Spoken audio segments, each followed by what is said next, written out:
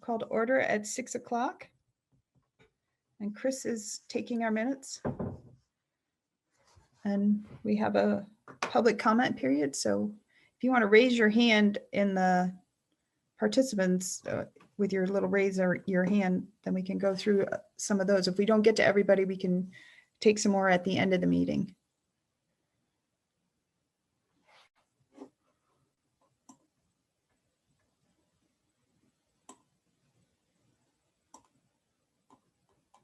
Okay, I'm not seeing anybody with their hands up. All right. So our first action item is a discussion item around the survey results. So Krista and Rob are going to take that. So go ahead, Krista and Rob. Okay, I just need a minute to get into screen sharing mode. One second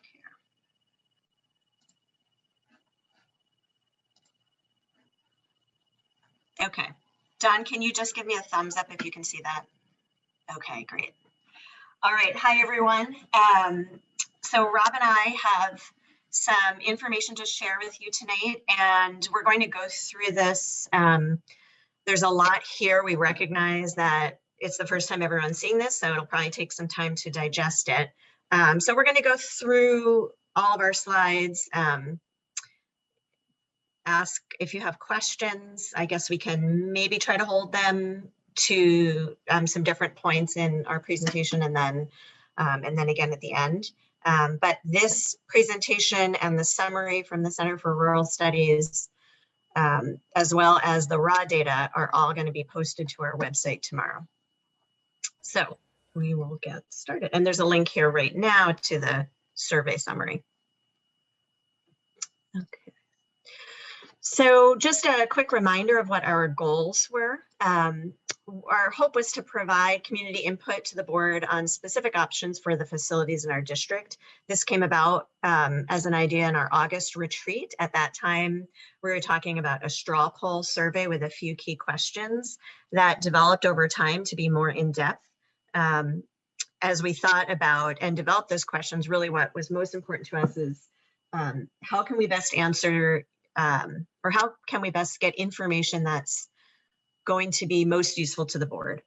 And so we wanted to also be sure that we reached as wide a range of community members as possible.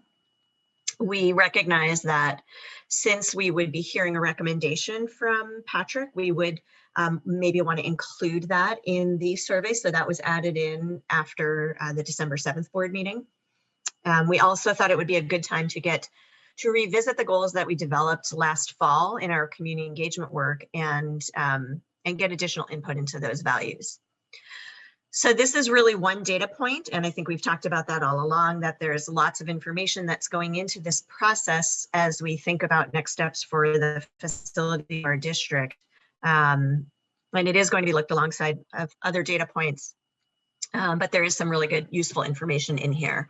And now that we're considering taking some more time to work through all of this, I imagine that this won't be the first time we'll be talking through some of this. And I especially want to just recognize that this was a really big effort, particularly on the part of our central office staff, and most especially Jennifer Bauer, who's Patrick's assistant, who put in a lot of time helping us to ensure that we were reaching all of those community members and making this as robust a survey as we could. So we developed questions over the course of several months with input from board members, community engagement committee members, as well as consultation with people with experience in community engagement and survey development. We sent out electronic and paper surveys to all registered voters and taxpayers. We got those lists from town clerks, and that was approximately 6,500 people. And then electronic surveys also went to all students at Mount A, which is another 651, getting us to approximately 7,151. The responses are all anonymous, and all of the data was sent to the Center for Rural Studies, who conducted an analysis of the survey responses. Again, that summary and the raw data, including the over 800 comments we received, will be available to the board and the public we are going to make sure that that data does not have any potentially identifying factors. So I'm going to just go through a quick overview of the respondents first. So of the 1,655 responses, 115 were students, and the response rate overall was 23%. 753 of those were electronic and 902 were paper. So to put the response rate into a little bit of context, I asked Patrick what a typical percentage of the electorate votes for town meeting day for our budget. And the range in the past 5 years was between 28 and 53%. So we were a little bit below that typical range. Also of the student respondents, this was sent to students at Mount A, but we did have some students in K through 5 complete the survey as well, but the bulk were in middle and high school.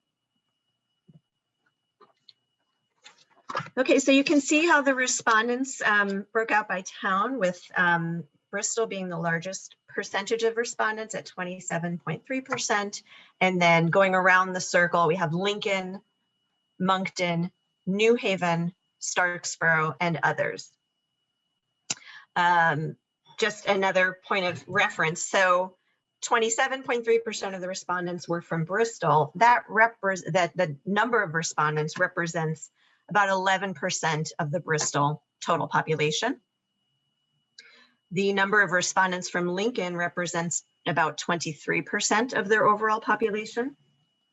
Moncton's respondents represent 16%. New Haven's represent 15%, and Starksboro represent 11%. So we're always, in all the ways we're engaging with our community, we're always chasing the folks that we don't hear from as much as we might like to. And that's evident in our responses. Okay, so then we wanted to get a sense of the folks that did respond, a little bit more about them. So you can see on the left the ways in which they've been involved with MAUSD in the past and whether or not they've attended any of our community engagement events. And so on the left, the chart got cut off on the bottom 3 categories. So I just spelled them out for you here so you could see the folks that currently have children or grandchildren at MAUSD, previously had children or grandchildren at MAUSD. And then on the right, you can see the breakout of folks who, about half and half, the respondents have participated in or not participated in our previous engagement. Okay, then we asked folks to help us by sharing their age range and their income level. So the bulk of respondents, as you can see, are in the 65 and plus range. And for income level, we had folks between, a pretty good range of folks between all of the different income brackets.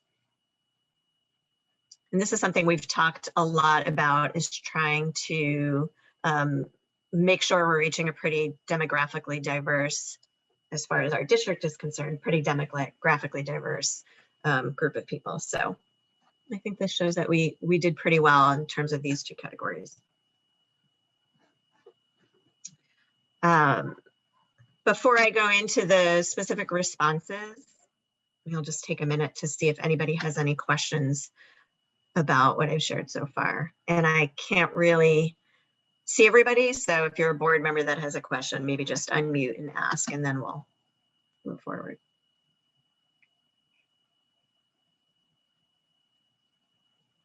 Okay, I'm going to take that as a no, but if I missed you, just jump in. Okay, so the first question was asking to indicate your support for closing your town school. So you can see overall the opposition to closing your town school, when you add up all the opposing categories, comes to 72.5%, and the support is 27.4%. In a few minutes, Rob is going to jump in, and he's going to share a much deeper level of analysis on this in terms of how that breaks out by tone and by income level.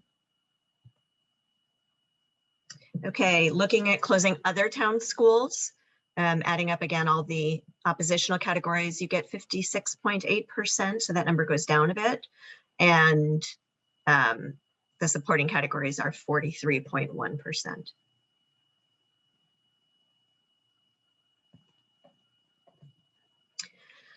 Increasing taxes, this is probably not a big surprise to anyone that the majority of folks are not interested in seeing an increase in their taxes. And again, a little bit later on, we'll talk about how much of an increase people are willing to tolerate, and does that differ by income, by town.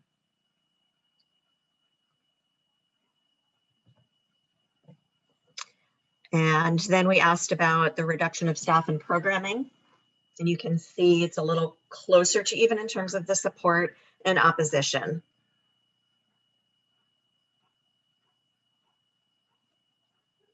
And I've hidden my window to see anybody. So at this point, just if you have any questions as I'm going along, just jump right in. Okay, so we asked a question about how you would feel about, do you support whether we merge with Addison Northwest? And so you can see here, 56% of our respondents support that, and 43.8% are in opposition.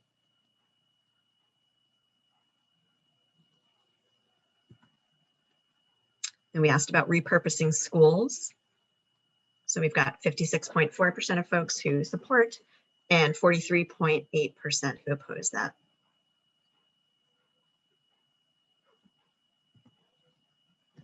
Okay, so in these previous questions, if you'll remember what the survey looked like, we asked, we explained a little bit about each of those ideas, and then we asked about each one of them separately. And then this next question, we asked about all of them together, looking at all of them over the course of the next 5 years. What are you most likely to support? And the greatest support came with merging with Addison Northwest, followed by reducing staff, and then down from there.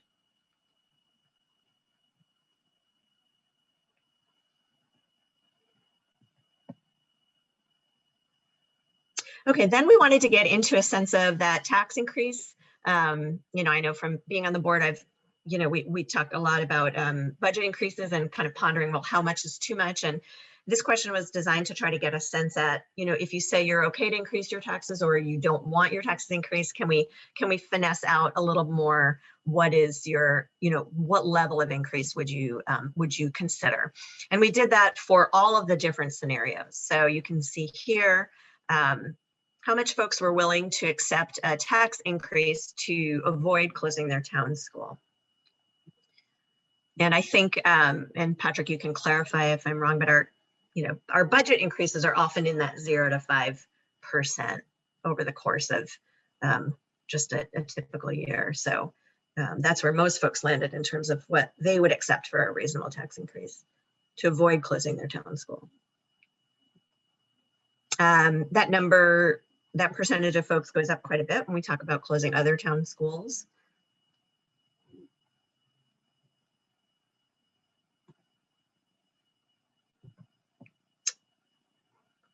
And then merging with Addison Northwest.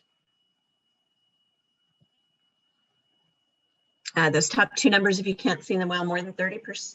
So 3.4% of respondents said they would be willing to have their taxes increase more than 30% to avoid this scenario. The one below it, 21 to 30% is 3.0, and then 16 to 20 is 4.1. Sorry, they're a little bit hard to read.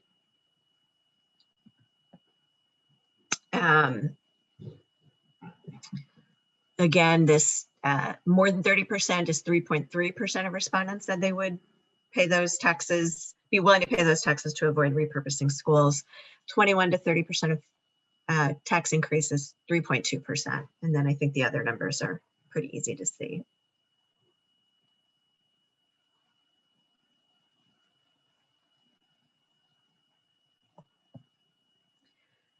Don, is my pace okay here? I'm just kind of trying to get through because there are a lot of slides, but let me know if you think I should be pausing again or faster or slower. And I can't see you, so. I think it's good, and I'm trying to watch to see if anybody has Great. get your attention. Okay, thank you. Okay, so then we looked at reducing staff and programs. Again, what percentage of an increase would folks be willing to support to avoid this?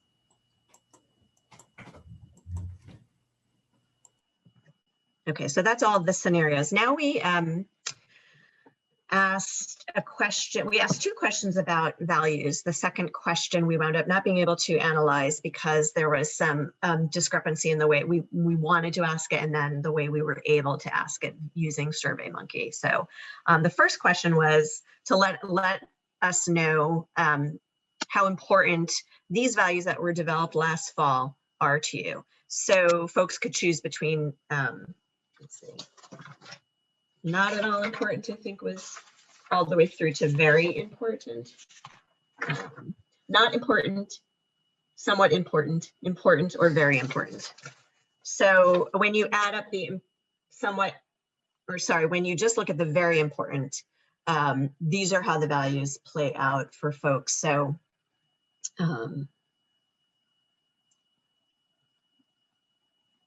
this is something I think we've talked a lot about in terms of getting a sense of,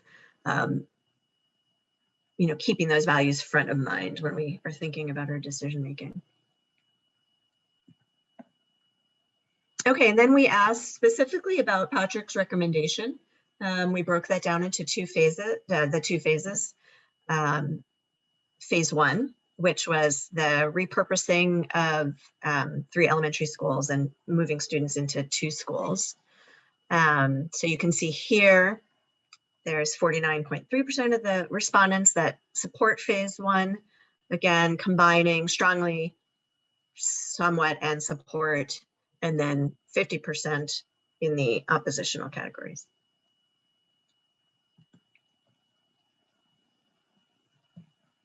And that support increases a little bit when we talk about phase two, which was the merger with Addison Northwest.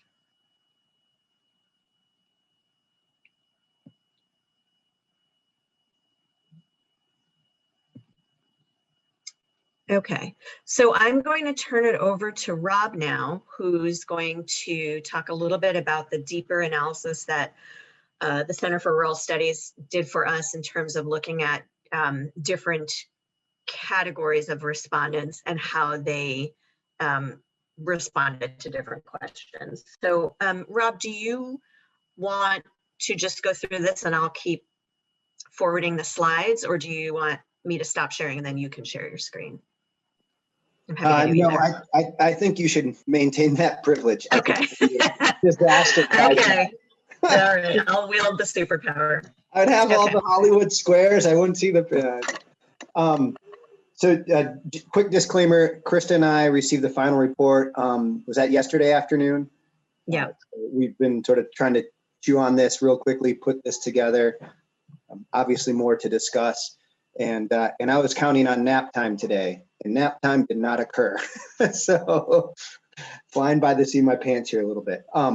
Those were the big picture. And then we did the Center for Rural Studies did a little bit deeper dive of our data, and we wanted to break it out looking at by towns, by income levels, and by age brackets, just to see if there were differences among our constituents, among our community members. And as we go through these next couple slides, more than a couple, there are certain areas where our data does have statistical significance. And the best way I can describe it, and I'm not a statistics teacher by any means, is that, you know, we have a 95% confidence rate that those differences aren't by chance, that there is an overall difference between different towns, different income levels, and sort of there's almost a direct association between a town's perspective and their response that's different than another town's perspective or another income bracket. So just you'll see that as we move through the slides. But one thing to note as board members, different towns, different income brackets do have different perspectives on some of those same questions that Krista just presented at a 10,000 foot level. So big picture. Preferred options by towns. The majority of towns oppose closing their elementary schools and increasing taxes. and we can break that out moving forward here. So sort of looking at this graph, again, there are statistically significant differences between the towns. Blue is percent opposing closing your own elementary school versus the percent that support.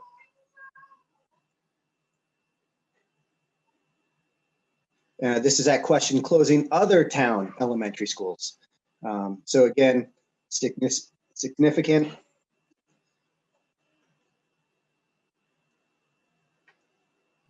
Rob, And now- can you see, sorry, Rob, can you see the top heading for? I can, yeah, I can. Okay, good. I just want to make sure that wasn't hidden Yeah. because I can't see it well, but I didn't want to. Okay, yeah. Sorry. And Rob, so- I'm not sure how many of the slides there are, but can we just slow down a little bit? Sure. Can we go 2 back just to the first one, just sit there for like 30 seconds and then go? Yes, thank you. And then just kind of sit with it 15 to 20 seconds. Yeah, no, totally. And at any point, please stop me, ask questions. There are a lot of slides, and if it's just too much, you can look at it, I guess, on your personal time, and as a board, we can discuss it at a later date too. I don't want anyone's head to explode.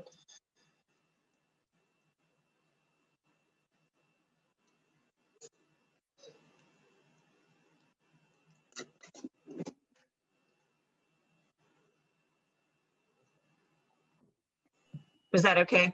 Yeah, sorry. No. That's great. Thank you. So again, this is the closing of the other elementary schools.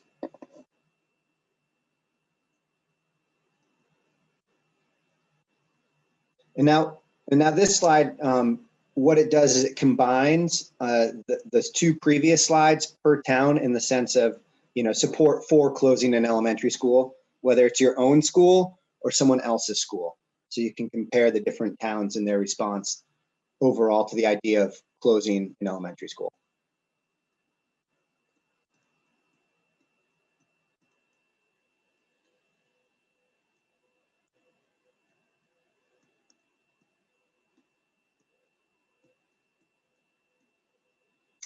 This is increasing taxes.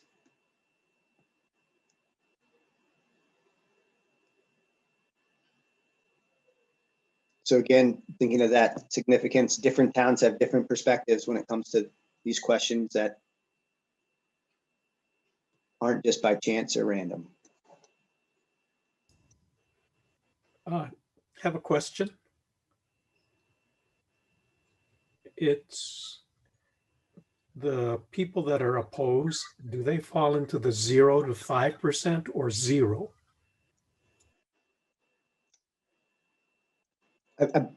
Krista, maybe, I believe the range was 0 to 5.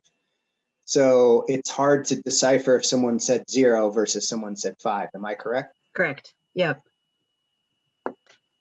So the blue is 0 to 5%. I would have to get back to you on that. I don't remember looking at all the data if it was. I honestly don't know off the top of my head. I don't know that either, but what we can do is take some of these questions that, like Rob said, we just got this 2 days ago. Yeah. So, and some of it is a little tricky to decipher, but I think we can start writing down some of these questions and try to post any clarifying info. I think it's important to understand 0 versus some increase. Well, that I don't think we will be able to. I don't think I know. I know for sure we won't discern that. We created the band 0 to 5%. I believe we chose that, and Rob, maybe you can help me if I'm misremembering, but I'm pretty sure we chose that because that's the typical range we fall within for most of our budget cycles. But then it makes this slide problematic because percent oppose, agreeing to a 5% increase is not opposing.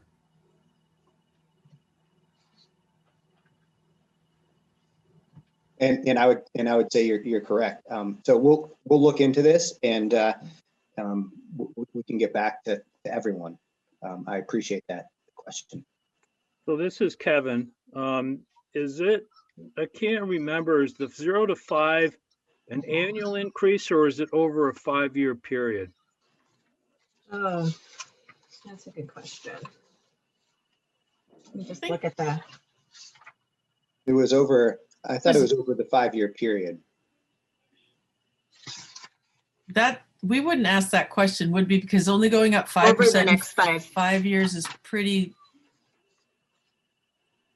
fictional. was, so the question reads, how large of an increase would you support over the next 5 years cumulative to avoid these scenarios? It's ridiculous.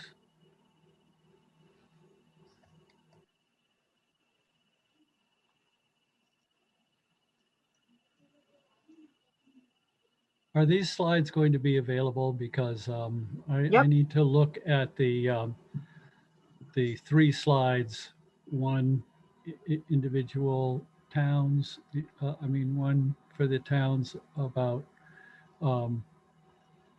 closing your own school versus closing other schools, and then for all towns, closing one school or closing all schools, and then your combination of the two, those two into the third slide. I don't understand that, and I need to look at those graphs a little bit longer to understand them. No, totally. The links will be is available as soon as we can get them out there. Okay, Dave, for sure. Yeah, so this is Steve. So to the gentleman's point, at what threshold do you get put in the opposed category, and at what threshold do you get put in the support category on this slide? Yeah, and I apologize. My bandwidth, unfortunately, is not as great as I'd like to have been in the past 24 hours to have those answers. No, that's perfectly fine. It's a good point. That's all. Yeah.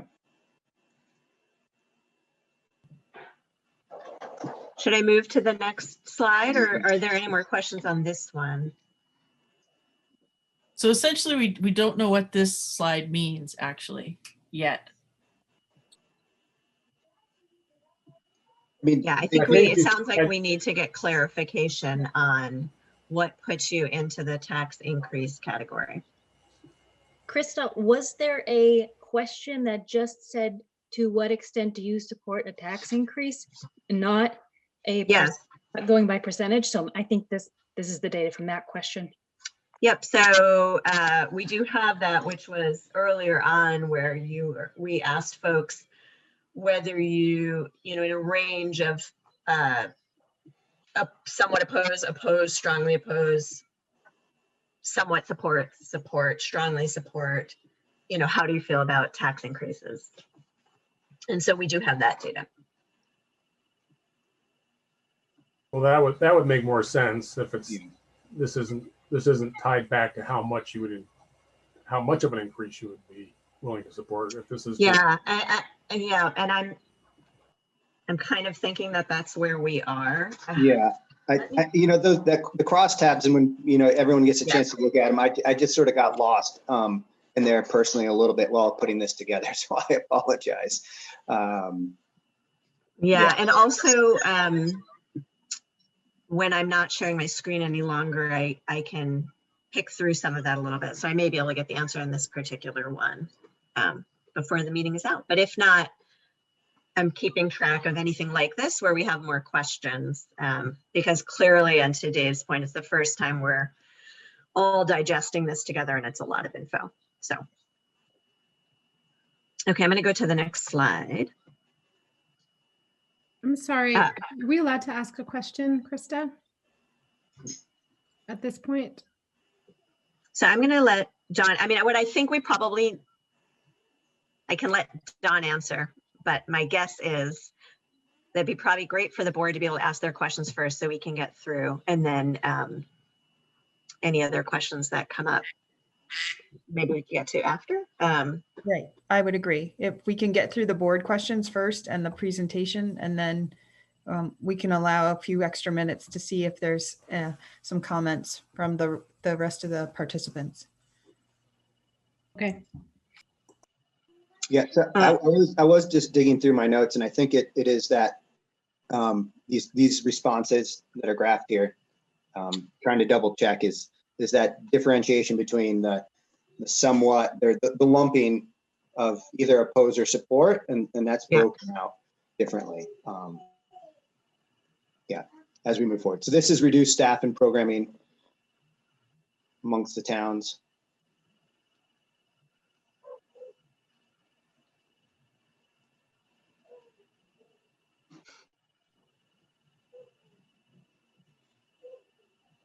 Merging with Addison Northwest School District.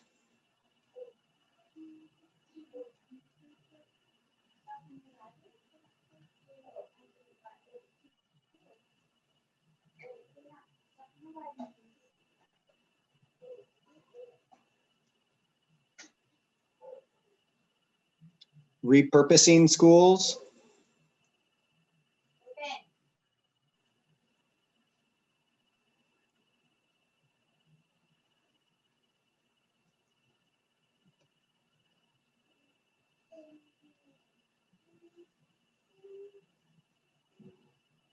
And here's where it gets fun.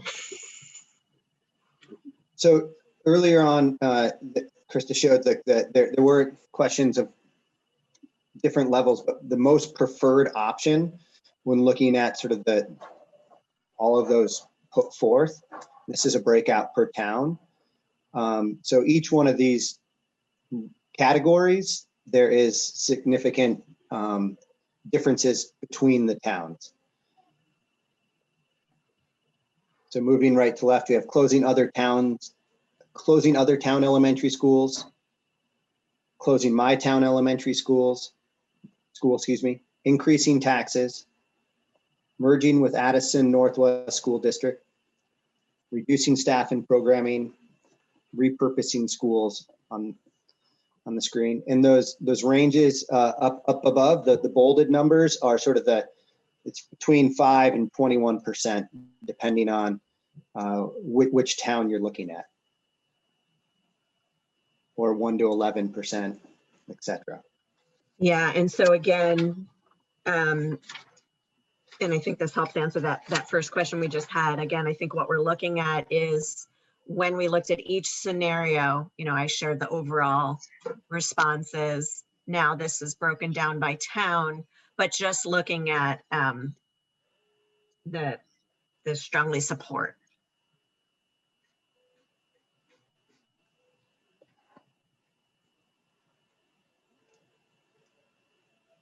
I think this is a perfect example of why I think this survey is very flawed. Is you look at this chart,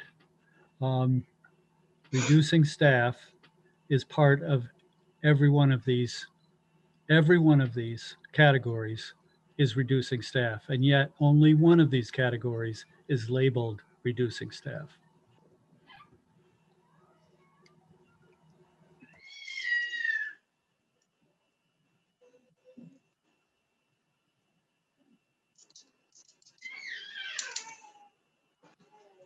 Any other comments or I questions? think Dave is correct about the two on the right, and the one potentially in the middle. Increasing taxes doesn't require you to reduce staff, and closing the schools would probably require less staff cuts. So but it would still require staff cuts. I think you're right, Steve, I misspoke. I think you're right. The notion of increasing taxes was in order to avoid both closing schools or reducing staff. The other categories, in fact, if my understanding of the superintendent's proposal upon which this survey is clearly based, all the others propose significant staff cuts. They may not all be 75 to 90 as in the proposal, but they're all significant staff cuts. I agree. And I'll, Go ahead, Andrew.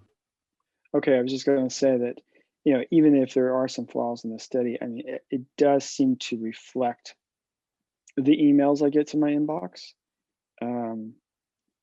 from largely Lincoln, that they seem a lot different than what I'm seeing from my town of New Haven, that there are some significant differences in how these individual towns want to approach things. And I think the other thing to keep in mind, even though the survey was predicated on feeling out Patrick's proposal, there was enough fodder in that to look at the values, if you will, and go through what's important: taxes, town schools, staff, etc. So we're just flushing out opinions of what aspects of his proposal may or may not be important, not necessarily immaterial data.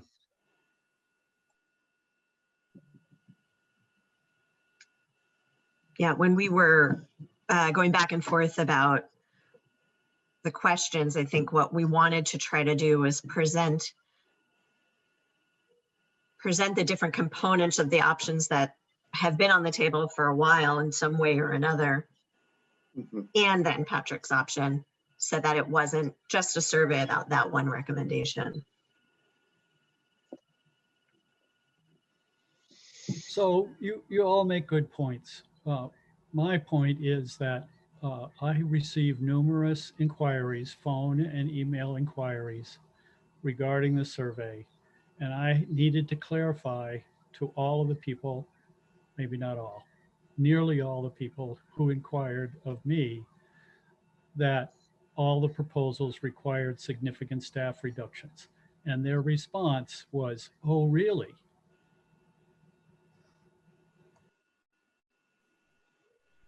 Right, Dave. I think to your point that like you and Steve just seem to agree with as well, that based on this graph, the only thing that could avoid reducing staff is increasing taxes.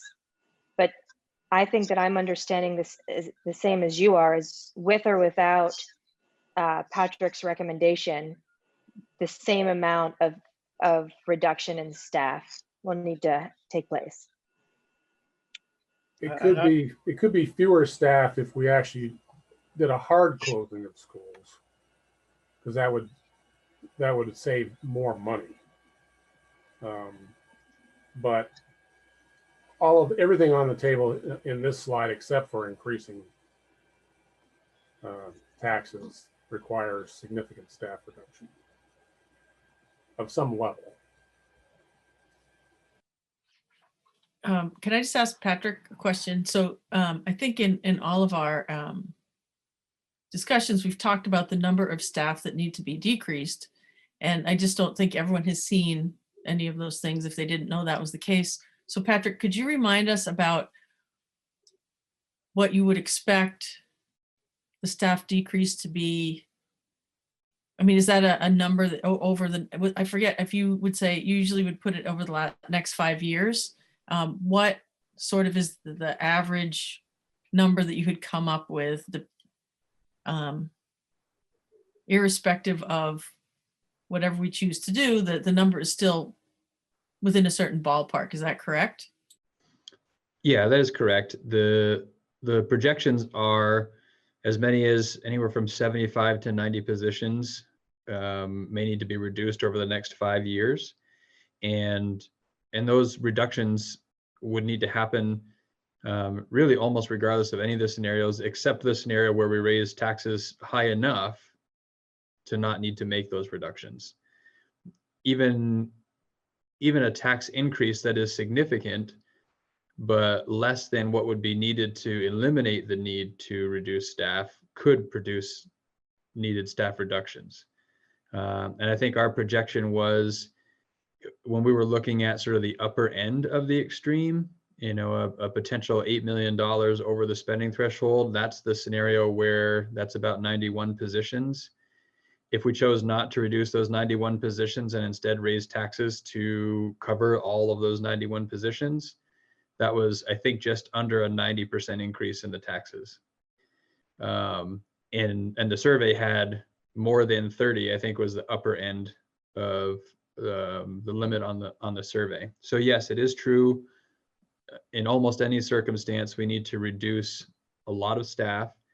And the question really is which staff, and different scenarios would require different staff.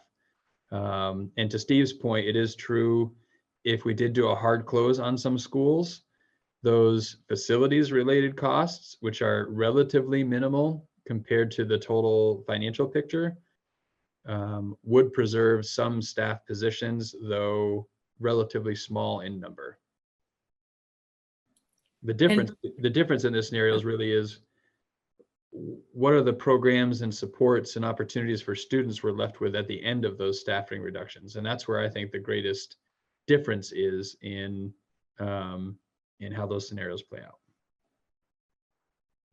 So you're just saying, so as you put in your presentation, yeah, some of the schools would not have much staff left in them if we kept all the schools open. Right. So no matter what, even with all schools open or several schools closed, we would need many staffing reductions, because that's where the bulk of our expenses are. So that's where the bulk of the savings would need to come from. The other, as you're talking about that, Patrick, the other flaw in the reducing staff and programming category is that in one of these scenarios, the one that you've proposed, you're not actually proposing to reduce programming. So they don't necessarily go together. Correct. I would agree with that statement.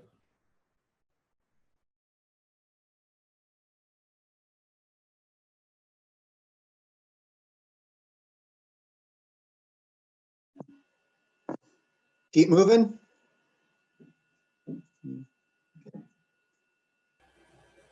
Yes, Krista? please. Yes, please. Krista, I don't know where you went.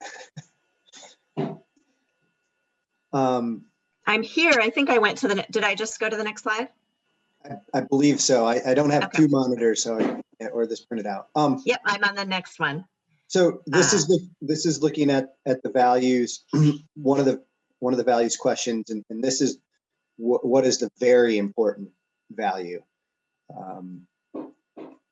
And you'll know, maybe if you can sort of see it, that the asterisk does represent that there are statistically significant differences across the towns. They're not in every category. Moving from left to right across at least my monitor, first category is academic excellence.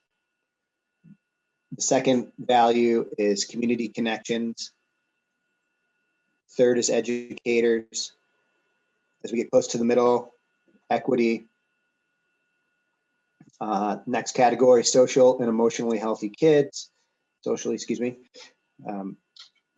Student-led learning, personalized learning, town schools, and varied and flexible programming.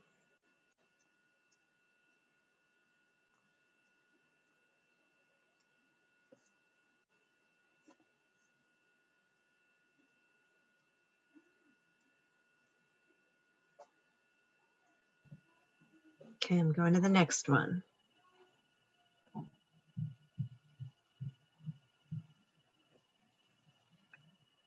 Okay, Rob. So now this is looking at sort of tax increase responses by town. Big picture takeaway, at least that I saw, that people are most willing to let their taxes go up to prevent closing their own town elementary school. But the majority of town respondents aren't willing to see taxes go up more than 10% over the next 5 years.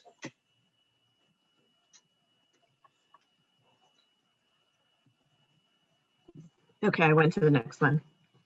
So I have a question, if I might, about taxes. So after the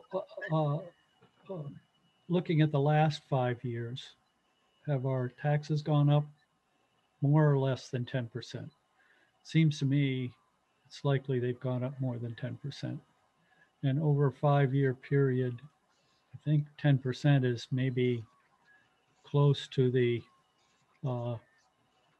cost of living inflation number, or that sort of thing. Am I way off Yeah, base here? 6.1% is the figure that Floyd gave us for the education tax increase over the past 5 years total, which I agree, Dave, felt like a small amount to me over 5-year period. And there was a reason, an explanation was given to me that once given made more sense, but of course I'm gonna look to Patrick to flesh that out a little bit more, or Floyd if he's here. I'm happy to spend a second on that. Great. I think, Krista, what you're referring to is our tax rate internally in the 5 towns before the state manipulates it either through the CLA, the yield, et cetera, et cetera. So that's the tax rate that we're starting with. For example, the letter that came out in December is projecting with the yield change for next year, a 9% tax across the state just because of the yield, something we don't control at all. And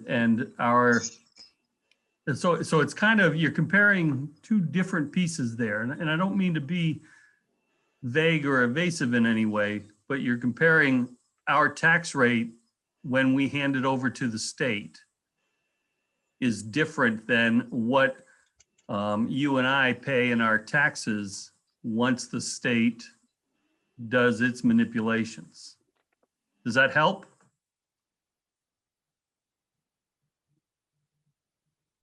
The other comment I'd like to make is we're looking at a static budget and an increase on a static budget over 5 years, whereas we have a declining, have had and are projected to have a declining enrollment, and on a unit cost basis, that number should actually be contracting as opposed to going up or staying level.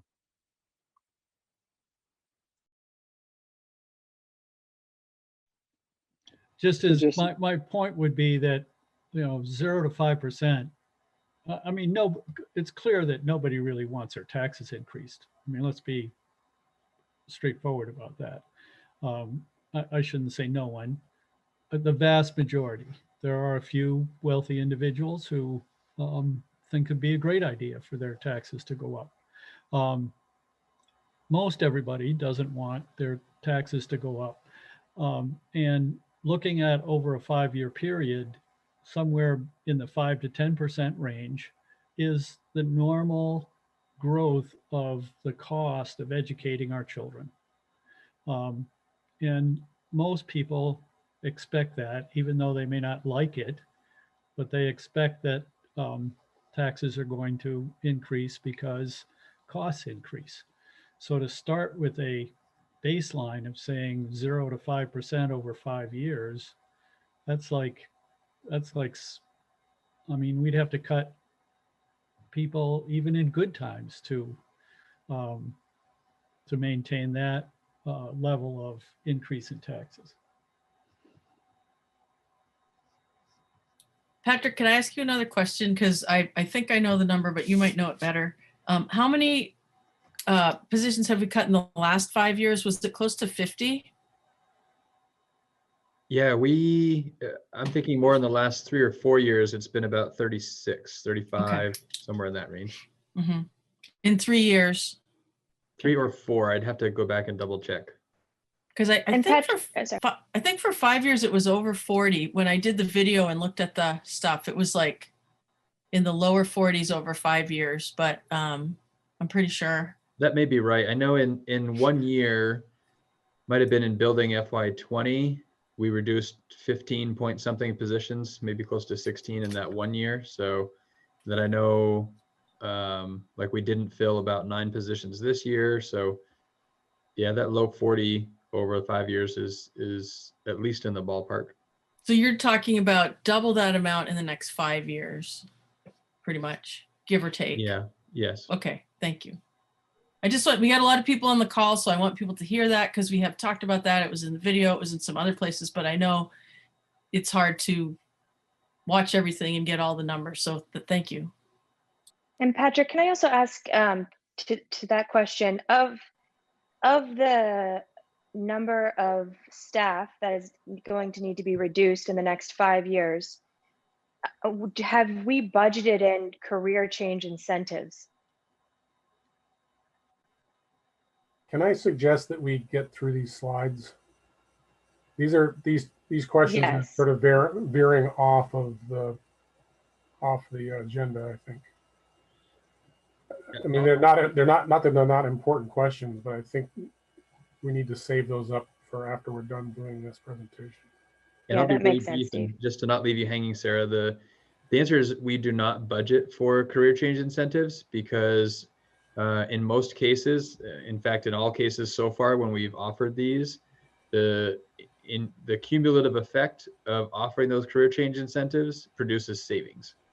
So it may be less savings than we'd realize if the same number of people left without a career change incentive, but nevertheless, it's still savings.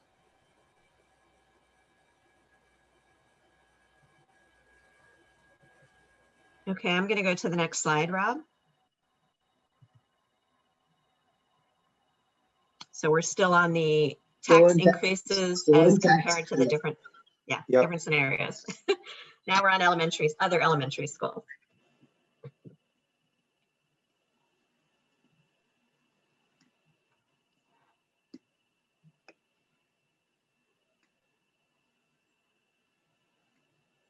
And I do want to be thoughtful of the time, Dawn or whatever. I mean, we have a lot more slides to go through.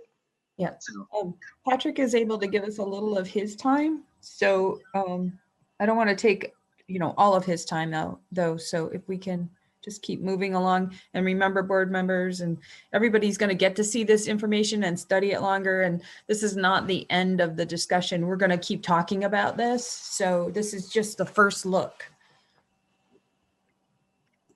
Okay, so I'll keep going. yeah. So tax increases to avoid repurposing schools.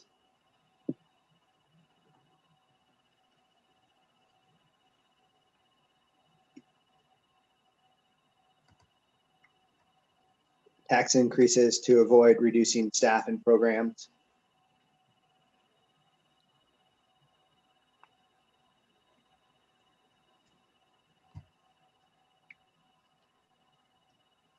Could I just add that in the future, I think it would be good for us to see this stuff first to be able to analyze it ourselves, because this is kind of, I don't know how useful this is exactly. Kristen, I completely agree. I've said the same thing, and I'm not trying to be a hypocrite. We got this report yesterday afternoon, and Right. So no, I'm not criticizing anyone in general. I just think, timing isn't always good. So just saying that I'm not sure how valuable it is seeing these for the first time now and trying to process what they mean. That's why I was asking a lot of questions, because what meaning are we trying to get out of this and to let people know? So that's why I was asking deeper questions to actually get to actual information that exists, so to speak. well, I would argue this is actual information. Right, but having to go over it so fast might not, anyway, never mind. Let's just keep going. Yeah, I hear what you're saying, though. I completely empathize with that, and I apologize. Well, again, nothing to apologize for. It's just, it's the way it's worked Nature of out. the So beast. again, Yeah. Okay. We're getting toward the end, actually. So Rob, this is, yeah. So big picture again, pulling out now, looking specifically at the recommendation phase 1 and phase 2, support or opposition. The majority of respondents in Bristol and Moncton and New Haven support phase 1 and phase 2.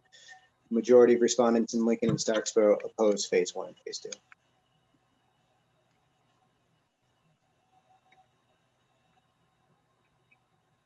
And again, this is statistically, I can hardly say that sometimes, significant. So this is phase 1.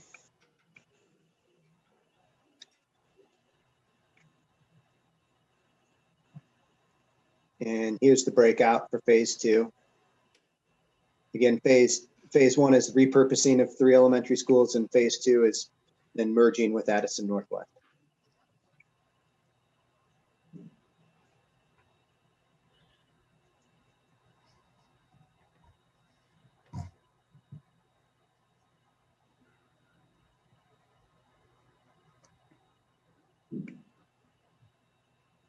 We also then did a deeper dive looking at income, and some things that jumped out are lower income households are more likely to oppose closing closing other elementary schools, increasing taxes, merging with Addison Northwest, and repurposing schools. They are more likely to support reducing programs and staff as compared to higher income households. The highest number of people ranked academic excellence and socially, emotionally healthy kids is very important regardless of income. So just to preface, on the survey, there were, I believe, 8 different income brackets. For this analysis, we looked at 4, and we lumped one group, and the lower income in the way I phrased it here is $50,000 annually per household and underneath. So you'll see it as we move forward in the slides. Can I ask a question about that slide? Yep. Just how the sentence reads. If you could go back to that slide. So lower income households are more likely to oppose. Oppose includes closing other elementary schools. They also oppose increasing taxes. Yeah. And they oppose merging with Addison Northwest and repurposing And schools. repurposing schools, sorry. Okay, so oppose applies to everything. Okay. Not, everything in that sentence. Correct. Okay, thank you.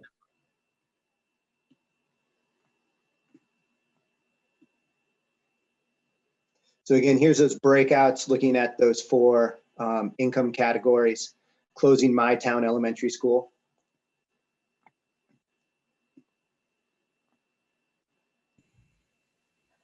Rob, can I ask a question? It's Sarah LaPearl. Hi, Sarah. Hi. Were the students included in an income bracket, or did we pull them out for this part of the survey? I would have to look at the CRS report. I don't know off the top of my head. Okay. They were not pulled out. Okay. Yeah, we had a limited amount of pulling out we could do. Okay. Based on our contract. And so we had to choose between age and student. So they were not pulled out. It's important to note regarding taxes and income brackets that households with incomes of less than $47,000 have a hard cap on their property taxes. Thank you, Dave.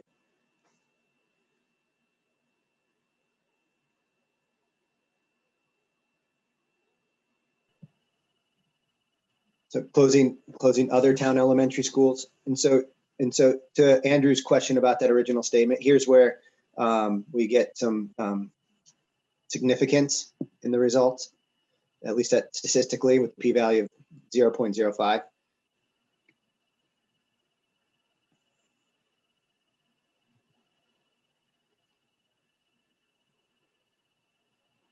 And then this is just sort of looking at support for closing elementary schools in general. So whether it's your own in your town or someone else's in their town.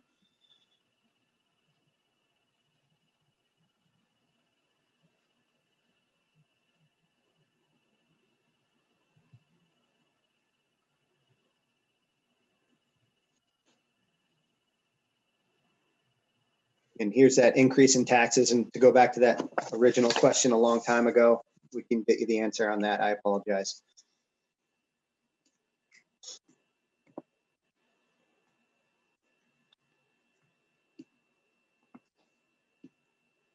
Reducing staff and programming.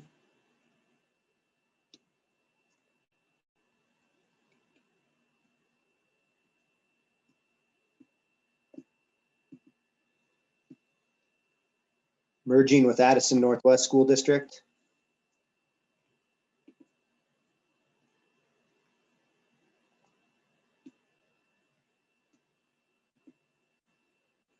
Repurposing schools.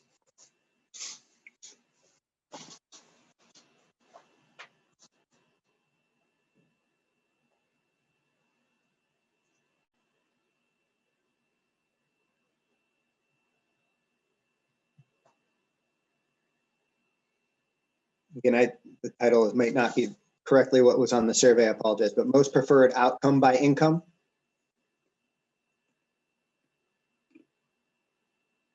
So moving across your screen from left to right, closing other town elementary schools, closing my own town elementary school, increasing taxes, merging with Addison Northwest, reducing staff and programming, and repurposing schools. Do I read this chart correctly, Rob, that the tallest graph here is a yellow graph merging with Addison Northwest? It's labeled 36.3%. Correct. Does that mean that there's 64% that are opposed?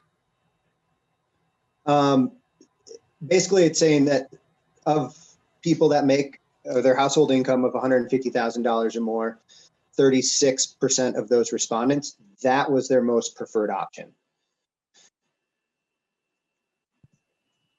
Again, it's in that range of preference, so it isn't that everything below that is opposition, it's less than their top choice. We don't have a majority support for anything from any town. Is that right? Well, if I'm reading this correctly, it's basically saying 36.3 in that over 150 bracket support the merger first, then closing other town elementary schools second. I'm imagining all the yellow columns add up to 100%. Is that how that works? Yeah, it's not that 60 whatever percent don't want merging, because the other graph didn't show that. That's why that's why it's hard to interpret stuff when you haven't had a chance to look at it. So it doesn't mean that 36, 46, 56, that 64% of people in that bracket don't want that to happen. So that's why I think we just need to know what we're looking at before we make any assumptions about the data. Yeah, if those all add up to 100, then it sounds like a huge, that tallest yellow column, a lot of people do support that in that income bracket, followed by a huge step down to closing other town elementary schools. They add up to 100. Okay, good.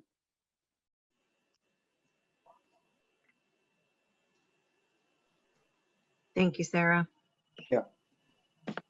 I'm second guessing myself. I apologize, but I don't have the answer off the top of my head. Okay, I'm going to go to the next.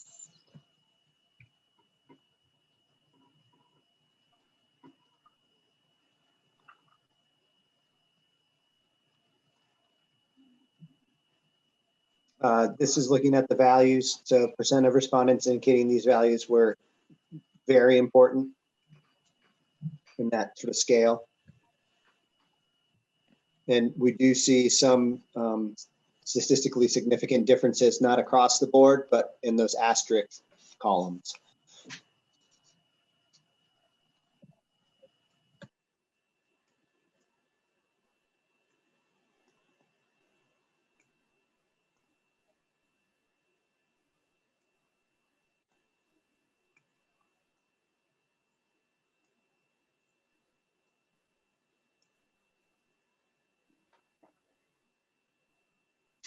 And then big picture tax increase responses by income.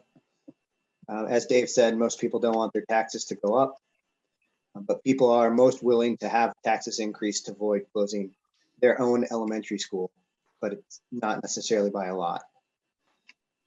Tax increase, that is.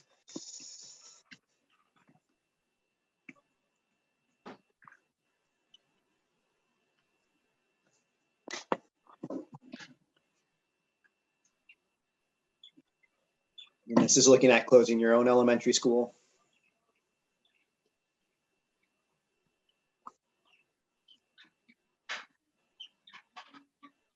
And to avoid, I should say, sorry, to avoid closing.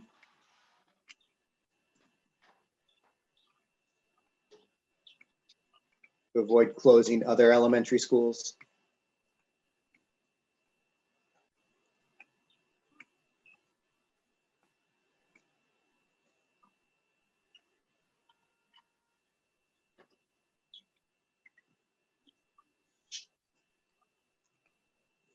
Avoid merging with Addison Northwest.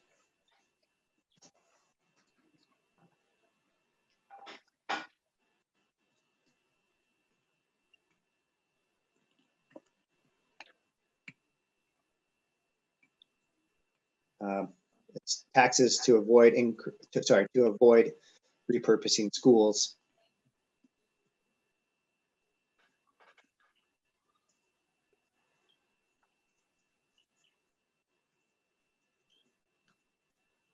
Avoid reducing staff and programs.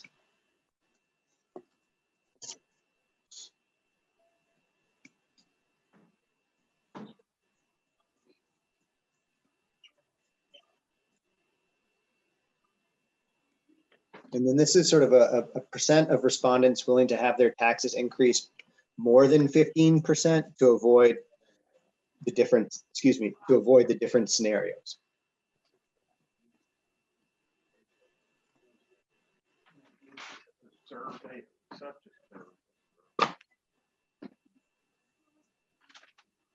And again, that number's over the five years. So.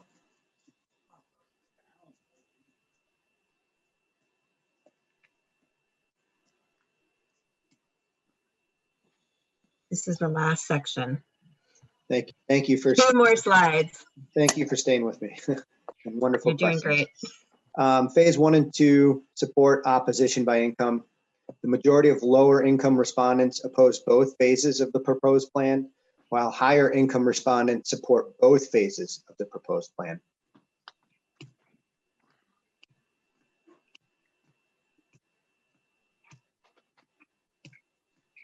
So here's the support or opposition for phase 1. Again, that's repurposing 3 schools, elementary schools.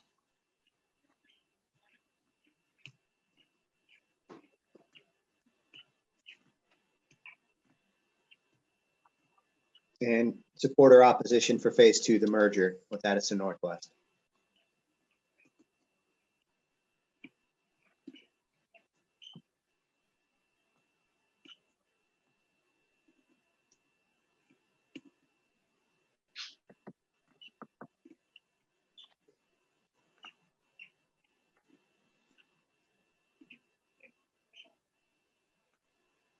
So that's the last slide.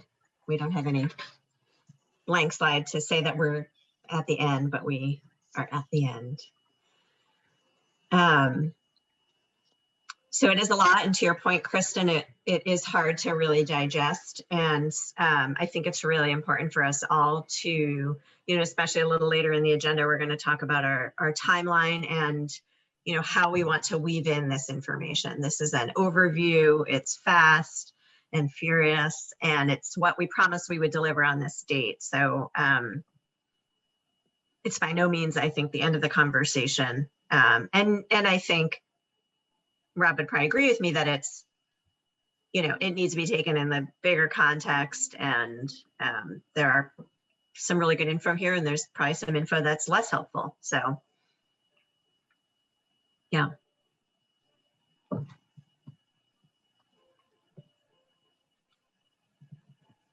Okay, I guess, do any other board members have questions? Anything you need to understand so that you can, take a look and digest this yourself? No questions, just a big thank you to Krista and Rob for doing this on such a tight turnaround. And there's some great information in here, some things that I actually find surprising. But thank you. Ditto. And I just want to add that this presentation and the summary from the Center for Rural Studies will both be placed on the MAUSD website in the facilities planning section of the school board section of the site. And then as soon as we have a clean version of the raw data, meaning it's got any identifiable information taken out of it, that will be there as well. That may take another day or so too, but tomorrow morning, it's the plan to put at least this presentation and the summary up. Okay.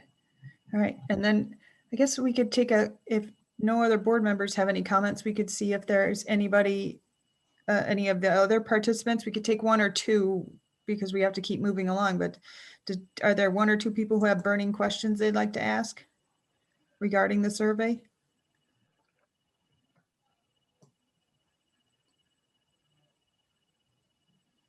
I don't have a question, but I have a comment. Sure. This is Laura Newman, by the way. Regarding the tax increase questions with the amount 0 to 5, 5 to 10, I don't think that you can assume that the people who answered the survey were thinking of it in the same way that you have been discussing it, where they would assume that 0 to 5 means no change.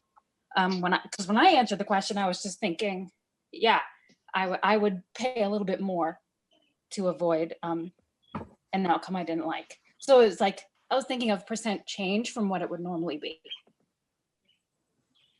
Perhaps others were as well. Okay. Thank you for sharing your thoughts.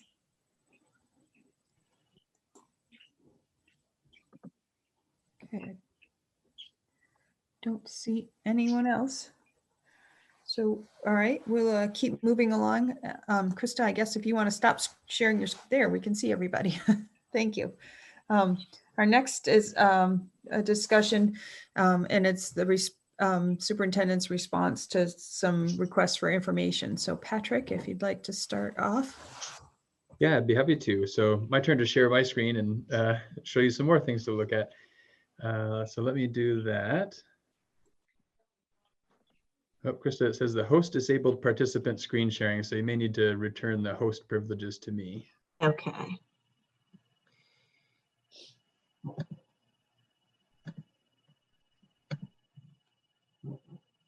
You should be all set. Okay.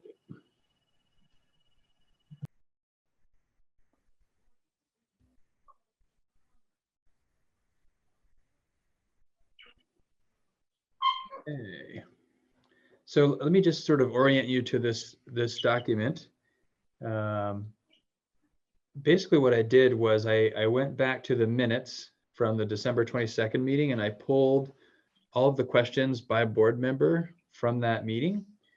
And I'm sort of capturing here, it's a bit of a working document, but capturing the responses to those questions. And I don't unfortunately have full answers for each question, but what you see here is what we have ready for tonight. So I'll kind of walk you through this, and also know that, you know, as I start developing answers to the questions that were posed, it starts to, for some of them, it gets a little bit more muddied. So if I'm missing a point that was really important, or if a board member has a follow-up question based on something that I'm sharing, let's try to capture those, and we can kind of stay in this kind of iterative process as we try to flesh out the answers to the questions that are coming up. Patrick, if I could just ask, is there any chance that you can share that with us so that we can open it on our own devices? It's a little, I don't know if it's just my screen, but it's a little difficult to see when it's shared. Sure. Let me stop sharing for a minute.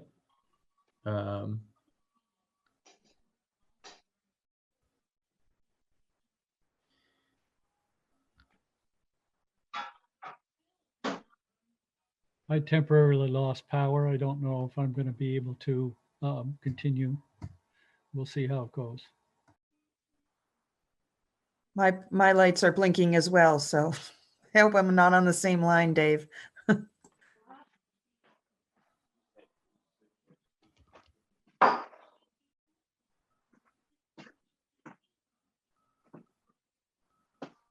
Same here, all the way up in Lincoln, so it's all over the place.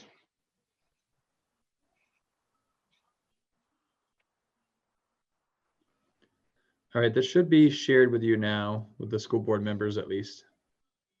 Thank you. You're welcome. And Patrick, I don't know if you can just zoom in just one more click or something. Huh? What are you doing? On your screen. Yep. Is that better? All right, I'll shut it off. All right, so you should be seeing, I have 3 screens going, so I want to make sure that the screen that you're seeing is the screen that I'm anticipating you're seeing. So it should say board request from the 12/22/21 meeting that you're seeing. Okay, I see Don's nodding. So again, I just tried to take the questions that were posed, pulling them directly from the minutes, and just sort of who's working on each of those questions and what the status is of those questions. So the first question that surfaces here was one that Andrew raised, which was to take a look at a side-by-side comparison of the proposal that I made versus 5 years out with the same infrastructure that we have now while staying below the spending threshold. So I'm going to take you to a different document here to walk you through a little bit of that. And I'm happy to dive into this deeper, but again, you have this, and it's another one of these things that probably needs time to digest a bit. But I tried to stay with a similar structure to some other things that we've seen to be able to make this comparison. And you can see here, I have for each school, including the middle, and I had to separate out the middle and the high school because I'm comparing, it was a little tricky because I'm comparing a merged scenario where there's a separate middle school from high school and a non-merged scenario where it's a combined middle and high school. So I separated them out for the basis of comparison. But then I show for each of the schools what was proposed for FY26 in my proposal compared to what's projected in FY26 if we didn't make some other decisions. And you can see enrollment, class sizes, number of teachers, etc. here. And one thing I just added today, and this actually surfaced as I was working on Krista's question around what are some of the details and the figures around closing, what it would look like to close Mount Abe and make 5 K-8 schools.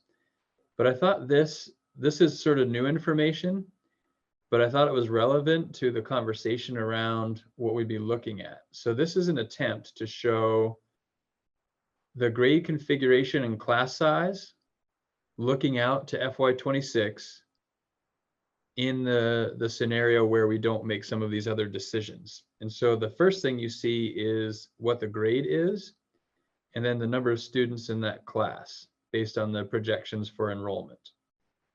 So if we look at the Bristol example here, you can see 2 kindergarten classes of 18 and 19, then a first grade of 25, a combined 1-2 of 25, a second grade of 25. Then third grade of 25, combined 3-4 of 25, and a straight 4 of 25. And then same with the 5th grade, 5, 6, and 6th grade. And you'll see some different configurations across the different schools. I think next up is Lincoln. Yep. With a K1 of 21, a 2-3 of 21, and a 4-5-6 of 27. And then we move into Moncton, Beeman, and Robinson. So if you went back to some of those other documents that you've seen, you would look at the number of classroom teachers in each of those scenarios, and you probably remember that it said 11 for Bristol, 3 for Lincoln and New Haven, 5 for Moncton, and 4 for Starksboro for Robinson. This is how the numbers could play out. Again, a lot of moving parts and pieces, but this is an attempt to kind of go down to a little different grain size to help articulate what it could look like or feel like. I think a lot of the information you've seen so far has looked at average class size across the whole school. This is looking at it, I mean, those numbers still apply, but this is looking at it in something that looks perhaps more like what it could actually be. Patrick, can we back up just a second and get I'm not sure I'm clear on what the 2 columns are. For instance, Bristol, the B and C columns. Yep. So the B column in Bristol is my proposed FY26, where Bristol is a kindergarten through 5th grade school. So that's my recommendation. And the projected FY26 is if we didn't repurpose schools, if we didn't raise taxes, if we didn't do some of these other mitigating things, this is what I think it could look like in FY26 for staffing. This was the request was for a side-by-side comparison. And I'd be looking to Andrew to see if this hit the mark or missed the mark in terms of what the question was intending. But this is an attempt to give that side-by-side of what I'm proposing 5 years out to not taking some sort of action other than each year reducing staff as necessary out to FY26. Sorry, Kevin, you're muted. Yeah, I think this helps, Patrick, because what I'm looking for in these numbers, because I left it open for you to figure out how you wanted to present it to us in the best way possible. But, you know, like as you're saying, projected Lincoln column for class configuration, class size of 27 for a combined classroom of fourth, fifth, and sixth graders. I'm not an educator. I'm assuming that's probably not considered best practice to have those classrooms combined like that many. And then also just looking at like nurses and counselors and seeing how certain schools have more access, certain kids have more access than others. So I think that's helpful. Yeah, and the question really is, so what's the story behind the numbers? And as you start looking at these numbers and weighing the comparisons, there are a number of stories behind the numbers. So Patrick, can I ask a question? It's Krista. So, but this doesn't show what it would look like if we didn't have middle and high school faculty. right. So this is not an effort to respond to your question. Okay. I'm working on a different table, again, trying to keep a similar format that does show that. And unfortunately, that's one of the things I don't have ready to go for tonight. That's okay. Thank Still you. in the process. Patrick, is there anything in this sheet that you could just highlight for us, like a couple things that were striking for you where it becomes glaringly evident that there's a stark difference in equity? I mean, for me, when you look at the grade configurations, and you pointed that out, you know, a 4, 5, 6 of 27, that shows up in a couple of different places, a 2, 3, 4. So if I'm looking at the Beeman situation, a 2, 3, 4 of 27 and a 4, 5, 6 of 27.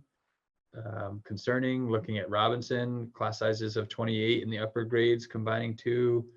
I think to say those aren't best practice is a fair statement. Others may make even stronger statements than that. I also think, and again, I think you you pointed to this, Andrew, the access to supports. You know, when I think about different kinds of needs that students have and the proportion of time that an adult with special with training specifically designed to help meet that need is going to be in their building, that's concerning to me. Whether you look at nurses, as you mentioned, guidance counselors, interventionists, even administrators, you know, working with a student or a family through some challenges, the lack of availability of all of those supports is concerning, in particular when we combine that with class sizes in the mid to upper 20s with a combination of grades. And you know, and this is where it starts to become more complicated, that we could look at making smaller class sizes and not having so many grades put together. But if we need to achieve those FTEs somehow, that means those FTEs come from somewhere else. So if we look at, I don't know, you could take your pick of the least tenable situation here from the grade configuration column or row. But let's take if we take the Beeman situation, let's say we wanted to add a classroom teacher, make a fourth classroom to get class sizes down and not have so many grades combined. We've got to come up with 1.0 FTE somewhere else, most likely within Beeman. So that 1.0 FTE, let's see, when you combine art, music, wellness, library, guidance, nurses, we're just about there, right? So to create that 1.0 FTE decimates something else. So we're in this situation of, is it better to have higher class sizes and mixing grades so that we can have access to a nurse and PE and health and all these other things that are really important? Or do we forego lots of those other things at all in order to get class sizes and grade configurations more conducive? That's the dance that we would be doing without making some sort of structural change to avoid that. And I think this reminds me of how this fits in with the point Steve made last week, was it? That we had another board meeting about like if folks are not in support of or don't like the current proposal on the table, that if we did nothing, this would be the option. This is the projection out 5 years from now. It could look a little different, but essentially, if we do nothing, the schools we have now won't look like this 5 years from now. This is what we will have. Yeah, that's exactly it. And I think if you were to take this information, this sort of side-by-side comparison here, and go back into my presentation and look at the school building layouts that I had kind of color-coded with different FTEs in there, probably the two together help. Those were my attempts to paint that picture of what it looks like if we don't do something. And I think, just hearing feedback from the community, clearly there's more work on my part to do to try and help paint that picture. This hopefully helps a little bit, but I think I need to keep thinking about how do we, to Steve's question, which I thought was a great one, people can conceptualize what it means to vote for or against my proposal, but they don't necessarily know what they're voting for if they're voting against it. And I feel an obligation to help do whatever I can to try and articulate that. And it's so hard to know with so many moving pieces exactly what it will be. And I don't want to be sort of a fear monger putting out extreme worst case scenarios, but we also need to know what really could be. And I think this is at least a potential representation of what could be. Patrick, this is Rob. I have a question regarding just looking over at the high school enrollment. A merged high school would have in FY26 659 kids. So is that number, you go from 404 to 659, is that based off of Addison Northwest NESDEC projections? It's a combination of Addison Northwest's NESDEC projections and our NESDEC projections for what we'd have for 9th through 12th grade in FY26.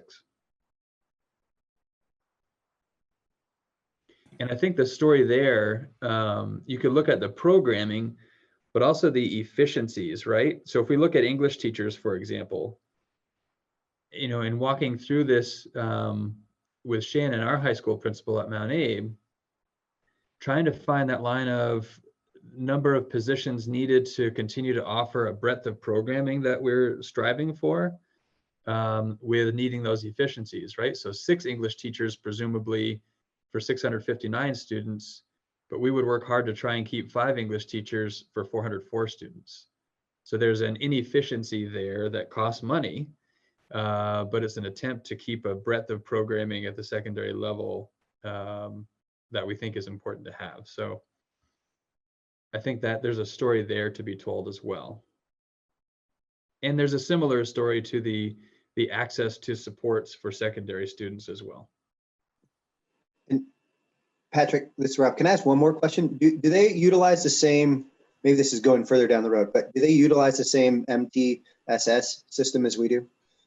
Yeah, the concept of a multi-tiered system of supports is consistent across the state and beyond, in terms of there's a universal level, which is really that sort of first instruction, and ideally 80% of your students have their needs met through that universal level of support. Then there's a targeted level, and the idea is somewhere around an additional 15% have their needs met by a combination of the universal support and the targeted. And then the ideal is that there's 5% of our students that meet the standard or are successful through a combination of intensive supports and targeted supports and universal supports. So that theory, that concept is consistent throughout the state. How it's actually implemented and what systems evolve around that concept certainly looks different district by district. And I don't know enough about exactly what Addison Northwest has in place to make that comparison. So I guess that's all I can share at this point. But isn't the whole concept of MTSS integral with Act 174 or 75 or whatever it is? 73, you're close. Yeah, very much so. And so it's a state-driven program. Yes, and in fact, if you remember, those of you that are on the board and have been for a while, several years ago when we made some pretty significant changes, I cited the DMG report pretty consistently, and that was a really significant document in the decisions we made to create some different systems. The MTSS, the multi-tiered system of support, is largely founded on some of the references in the DMG report, and there's actually going to be more and more requirements, it sounds like, through what I'm hearing through the grapevine from the Agency of Education to adhere more to some of those philosophies within the DMG. So I think as I presented several years ago, I feel like we're getting out in front of this by really making some significant change consistent with what the DMG report proposes. I think that's going to play out in the next year or more to really show that we've been ahead of the game, and our systems are going to be stronger than many. Whether it's most or not, it's hard to know. And frankly, I have concern as we look at facing steep staffing cuts that those systems that we've worked so hard to put in place that I think are ahead of the curve and are consistent with what's going to be required, they're going to be in jeopardy along with everything else. What's DMG stand for? DMG is I remember as the district management group. I think they may have slightly changed it, but it's an organization that was commissioned by the Agency of Education, or perhaps the legislature even, to take a look at struggling students in Vermont and make recommendations about what supports and services ought to be in place to help with that. And that again was a really driving document for our admin team as we made some structural changes several years back. Really conceptually not unlike what we're facing now. I mean, we were faced with significant financial challenges. We needed to make a number of staffing reductions, and we started from a place of how do we need to grow? In what ways do we need to get better in our efforts to support students? Let's build some of those systems and make the necessary changes to meet the financial realities while striving to improve outcomes. The same concept, I think, is alive and well in our current situation, though the challenges are greater, the numbers for savings are greater. There are different layers of complexity, but conceptually we have some really hard financial times that we need to work through, and we still need to continue to pursue improving outcomes for students. And that's the approach that I think we should take and that I'm proposing we take.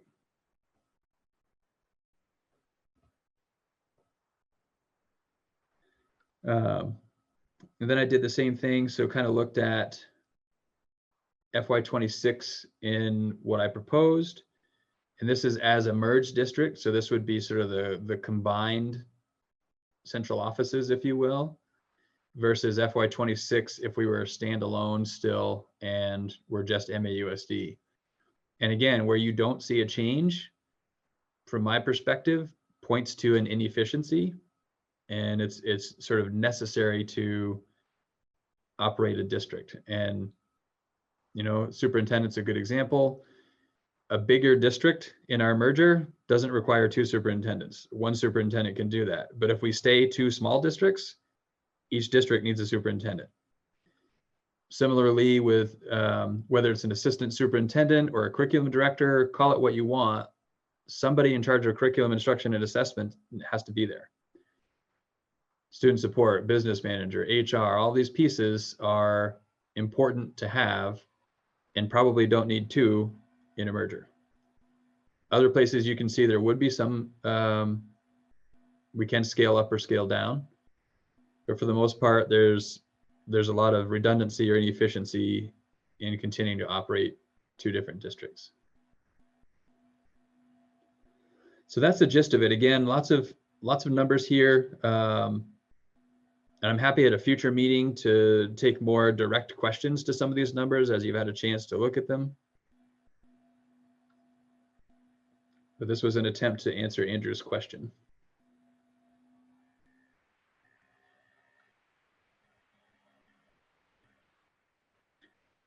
We okay if I move back to that document and work through other questions? I think so. Okay. So back to other requests. So I captured some of the responses to these in some more narrative form. Caleb was next up in the minutes and he wanted a legal opinion. And a lot of these questions have legal portions of them. So you may see some of this information repeated in a couple of the responses. But a legal opinion to make sure the proposal abides by the Articles of Agreement in Act 46.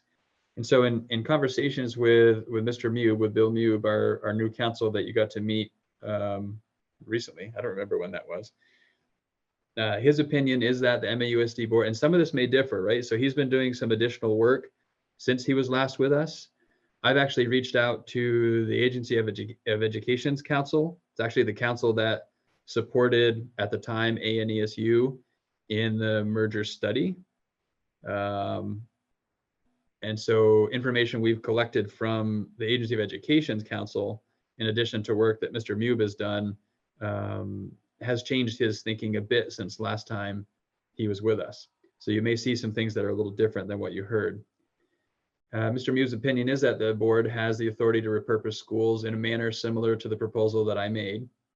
His opinion is that the board also has the authority to change articles outside of those warned when forming MAUSD.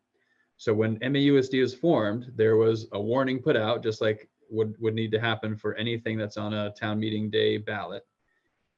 In that warning, there were specific articles referenced. Those articles are included in Article 10 in our Articles of Agreement. And the board does have the authority by a simple majority of the board to change any article that is not in Article 10 or doesn't modify Article 10, right? You could change an article outside of Article 10 that could modify an article within Article 10, and that is something that gets complicated and isn't as clear. But changing an article outside of Article 10 that doesn't modify something within Article 10 is within the authority of the board by a simple majority vote. Anything that is referenced in Article 10 can only be changed by a vote of the 5-town electorate in a commingled manner. Right. Sorry, somebody asked a question, but I didn't quite. Yeah, this is, sorry to interrupt you. I thought you were done. This is Sarah McLean. Do we have a written legal opinion that can point to this? Because like you had said, when we met with Mr. Mube, okay. When we met with Mr. Mube on the 13th, he didn't give any kind of clarification to any of these points. I was just looking back on my notes and quite to the contrary. I mean, he was like, no, I think if you want to change in articles, then you need to get a merged vote from the district. And he also anyways, there was not a lot of clarity. So I would love to read a document that kind of outlines what you're saying, so that, we can just can be clearer to us all what the legal opinion is. Yeah, so in talking with Mr. Mube, he is interested and willing to go into the depths of that conversation, but he's only willing to do that in executive session because he feels he needs to be looking out for the best interest of the district. Having said that, coming out of executive session, if the board had things that it agreed should be aired in public session, it could do that. But Mr. Mube isn't going to be in a position of doing what he regards as not protecting the interest of the district. So there's an opportunity for that, and that's something that I think the board has to take up in consideration and can be on a future agenda.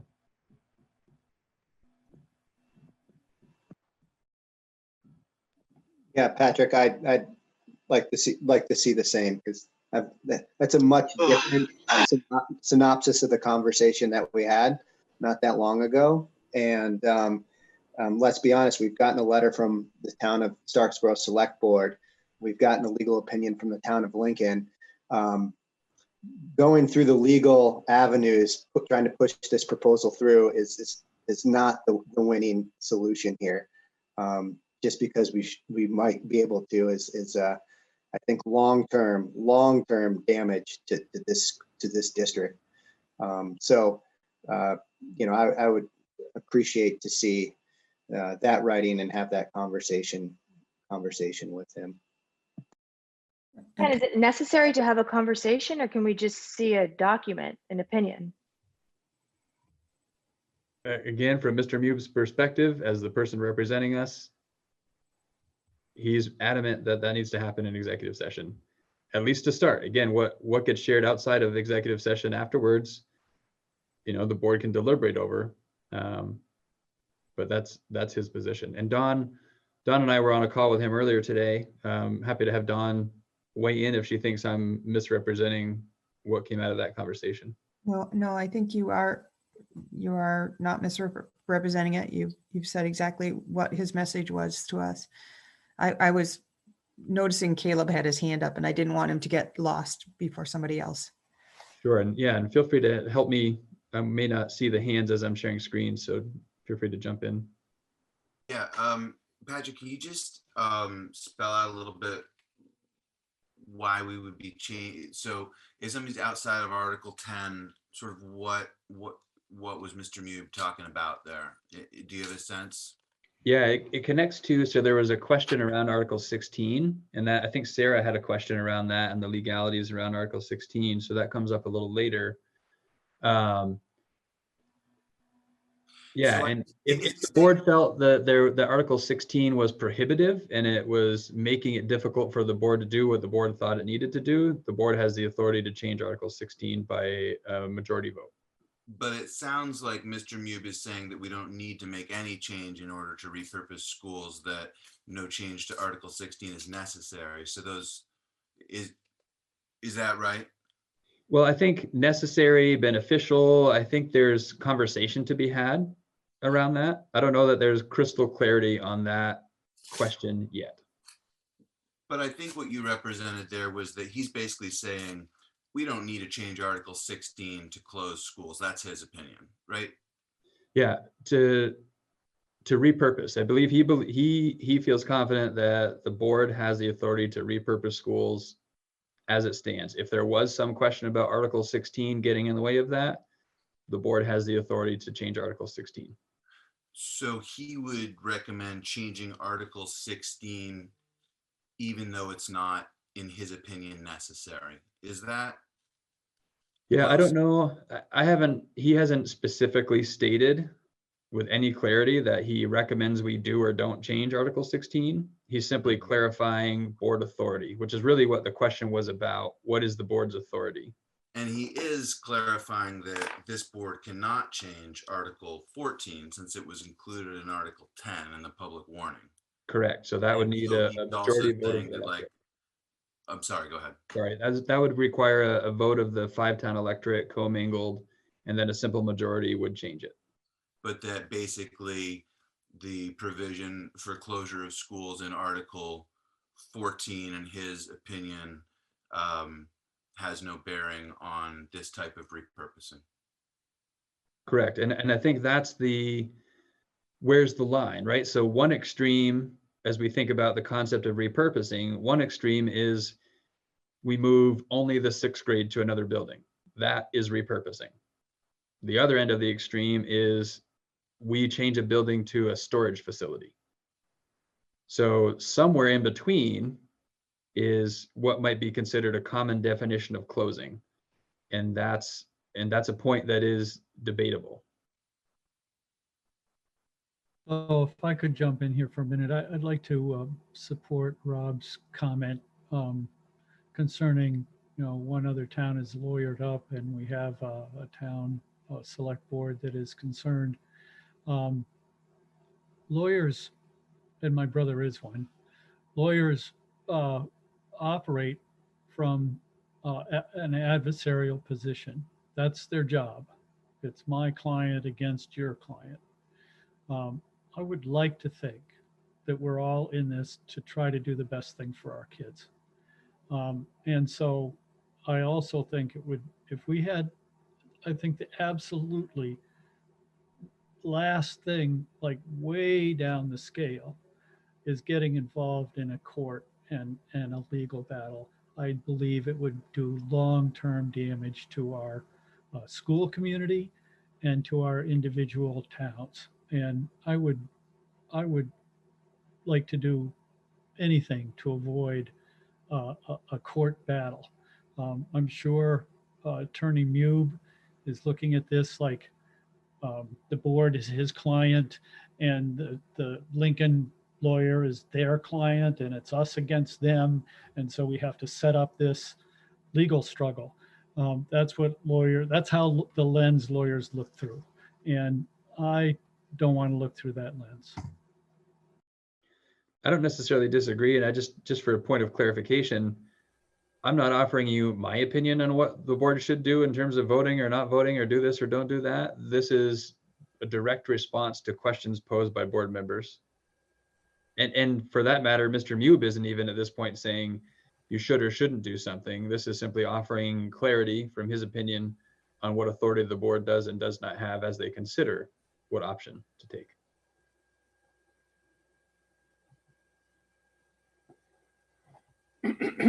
Is it possible to keep moving?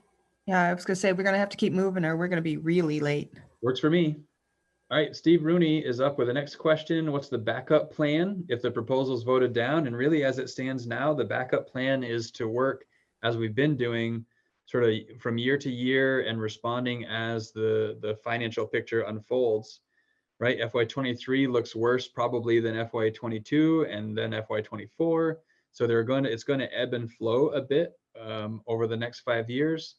So the backup plan is really to respond as the situation unfolds. And of course, along the way, working hard to minimize any of the negative impact on our students. But I do expect, as you could see in some of the earlier presentation, I do think we would be gradually increasing class size, reducing support and services for students if a merger were to take place. Sorry, this gets to the next question. There was another question about, would Addison Northwest have to be sold on the innovation centers given their distance from Addison Northwest schools? And I don't see it necessarily working that way.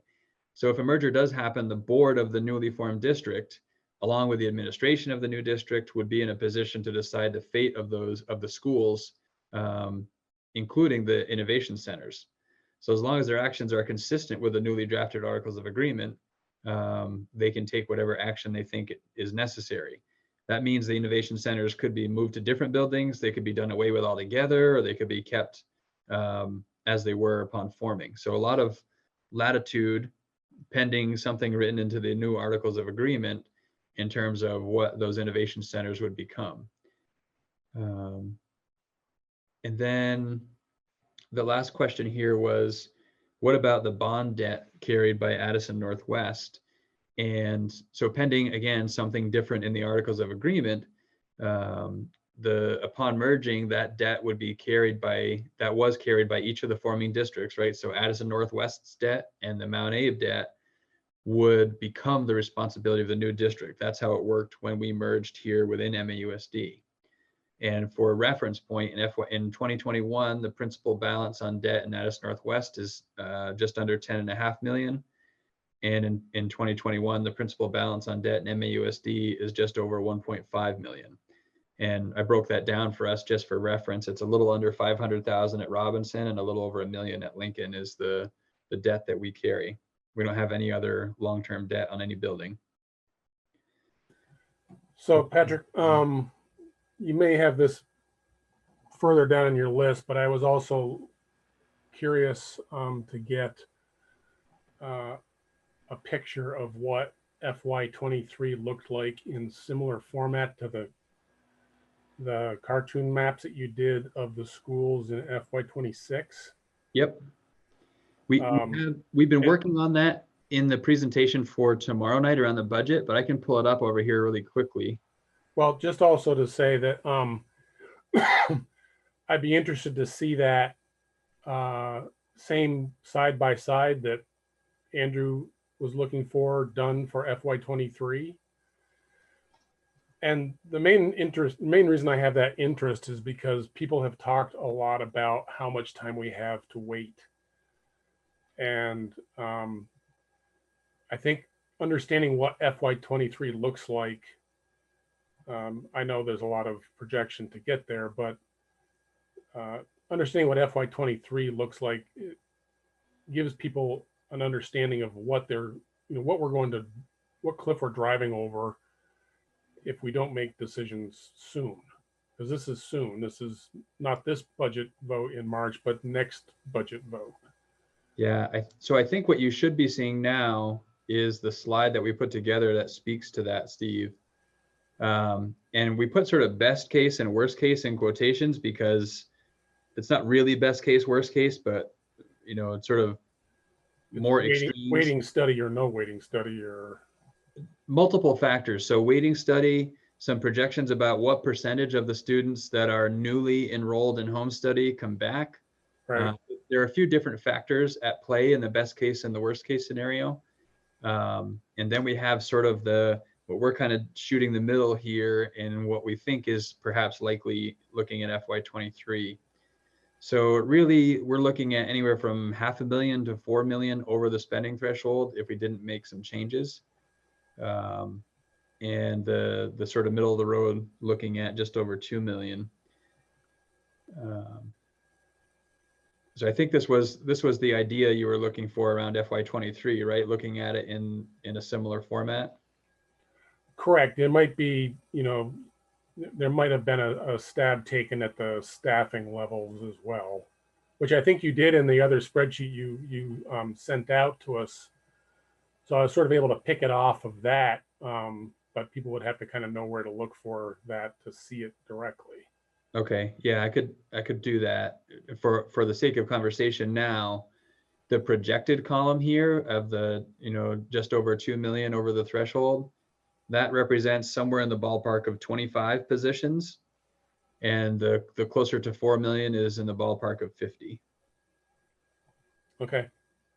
So talking about the waiting study, there was a bill read, or it may be in committee now for the waiting study. And is that still consistent with our concern that we're on the negative side of any outcome of that being adopted? Yeah, I don't know that I've seen the specifics of what you're talking about. I was prior to the session starting, the authors of the report gave sort of a presentation to a group of people. I don't know if it was just superintendents or if there were others involved. Kind of walk through the different options. So what we've been building our numbers on are based on some of the details of the study at that time. I don't know if it's evolved any from there to where it is now. I suspect not yet, though I'm sure there's still possibilities for it to evolve a bit. So it's definitely a bit of a moving target still, but this is based on pre-session information regarding the waiting study. So this was part of the conversation at the VSBA board meeting, and the bill that was introduced by Representative Sibilia did soften the impact on many school districts, likely ours, the negative impact. And my conversation with the speaker and a group of legislators the other day, there is efforts to phase this in or soften the blow to school districts that are negatively affected. In particular, Addison County, all the Addison County legislators met with the speaker and had a conversation about this. So it is a moving target, as Patrick explained, and we can be hopeful that it's going to be softer than projected at this point, but nothing's been passed or signed into law.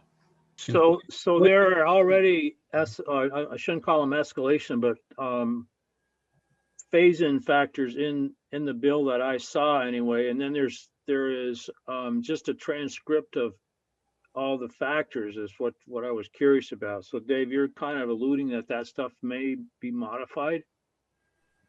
Yeah, so it goes through a legislative process, which is messy and a lot of testimony, and we don't know what they'll come up with. But I do think that the Addison County legislators are working hard on our school's behalf, and I do think that there is a strong desire to put the weighting study in place, but there's also a desire to protect school districts where it'll be negatively impacted. And for what it's worth, the FY23 projected column, and Floyd, you can correct me if I'm wrong, but I believe we anticipated half the impact of the weighting study there in anticipation of a phase-in approach. So that's accounted for to some extent in that FY23 projected column. Patrick, on the revenue side under best case, why is that a 0?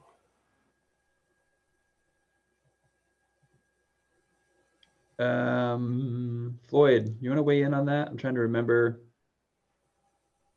Outlining use the same $400,000 fund balance that we're to offset again next year, which gives us that revenue line.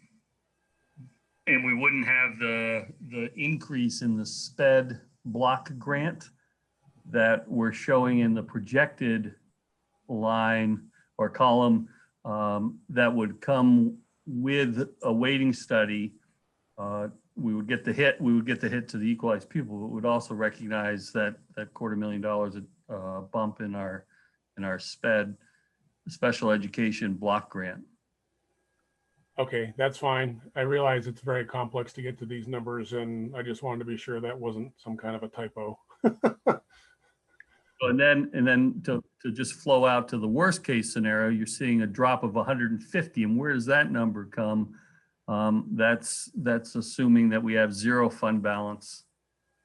100% of the weighting study would come in that worst case scenario, meaning it's all applied, and we would realize the increase in the block grant funds also for a net loss of revenue of 150,000 in that instance. Thanks. Sure. Okay, if I go back to the other document.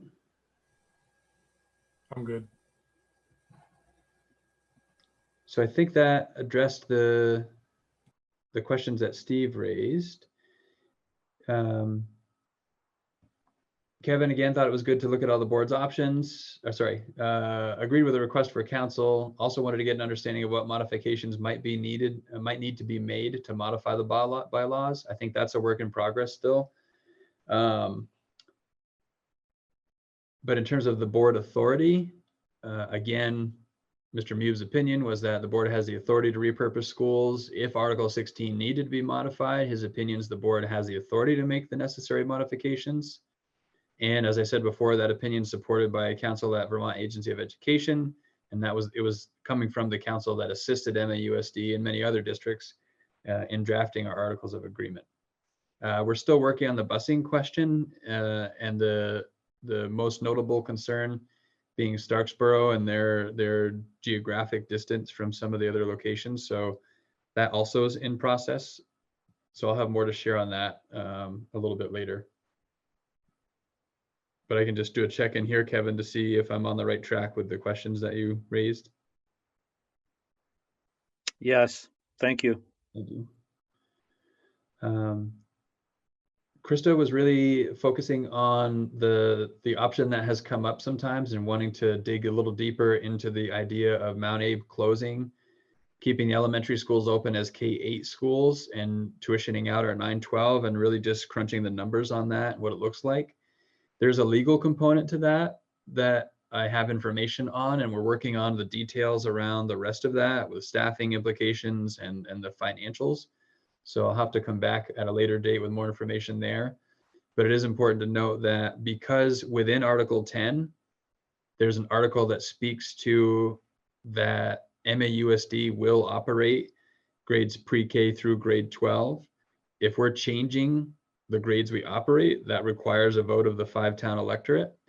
And we believe it also needs permission from the Agency of Education to change our grade configuration. So there's a two-step process there that would need to take place. So knowing that's a partial response, I can pause to see if there are any questions there.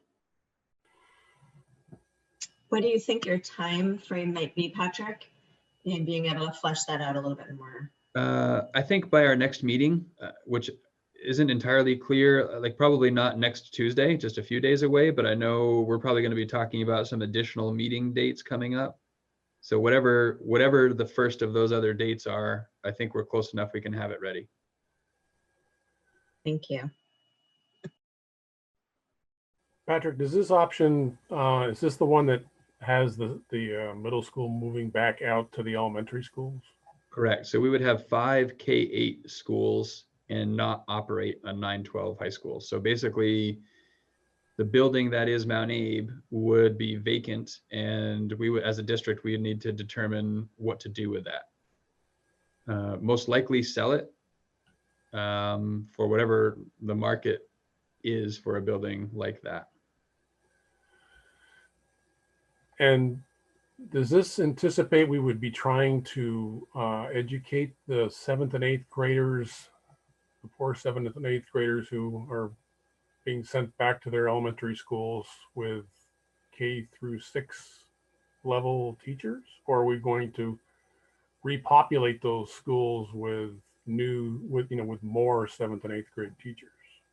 Yeah, so what we would do is it would, at least the initial thinking is, for example, if we think about some of the smaller schools, I think the numbers that I've run so far show 18 7th and 8th graders combined at Lincoln out in FY26. So that would be one section. And so we would have one section of English, one section of science, one section of math, one section of social studies. As I envision it now, and again, we could talk about exactly what that would look like, but the current thinking would be those 18 7th and 8th graders would be in a room together. An English teacher would come in and teach an English lesson. Kids would stay there. A math teacher would come in and teach a math lesson. Science teacher would come in and teach a science lesson. Social studies teacher would come in and teach a social studies lesson. And then get in the car and drive to the next school? Right. So there's a licensure piece. So there are 3 different licensures, and they kind of mix. There's most common in an elementary school is a K-6 license. So if I'm an elementary classroom teacher, I'm licensed to teach kindergarten through 6th grade. Most common license in a secondary school is a 7-12 license. So I'm licensed to teach kids in grades 7 through 12 in social studies or in math or in science or in English. There's also a middle level license, which is far less common, but enables someone to teach again in the same subject. So it's a middle level science endorsement that I believe is grades 5 through 9. But nevertheless, at the secondary level, it's discipline specific. So unless we had somebody, for example, that was licensed at the secondary level for math, English, science, social studies, which might exist, but I don't know I've ever met one. It's got to be multiple people for portions of time delivering those subjects. And so that's when we get deeper into the conversation, there's a dollars and cents component to this. And the question that we're still trying to get all the details fleshed out as best we can to answer of, does it save the dollars we need to save, is a part of it. And the other part is, what does that look like for students, and is that what we want? And that's part of the conversation we can dig into when we have it a little more fleshed out. Caleb has his hand up. Yeah, just a quick one, Patrick. Do you think that we could operate that K through 8 at fewer than 5 towns? Like, if in addition to going through the process to potentially not operate 9 through 12, if we did seek, permission from towns to close schools, and say one town said they wanted to close their elementary school for whatever reason, do you think that we could potentially operate in 3 or 4 buildings for that K through 8, or would we really require all 5 buildings because of the numbers with the extra 2 grades? I'm not entirely sure I understand the question, but my thinking goes to, by no means do I think we have to spread our 7th and 8th graders out across 5 different schools. Okay, so we could potentially fit all, yeah, that's what I meant. Like, could we fit a projected K-8 population in, say, 4 schools? 4 of our traditional 5 elementary schools, Oh, I see. assuming one of them was Bristol. Yeah, I'd have to run the numbers, but just coming from a place of knowing that we can fit all of the students we currently have technically into Bristol and Mount Abe alone makes me think that, yeah, we could probably put K-8 into fewer than 5 buildings, whether that's 4 or 3. I'd have to do a little more digging, but yes.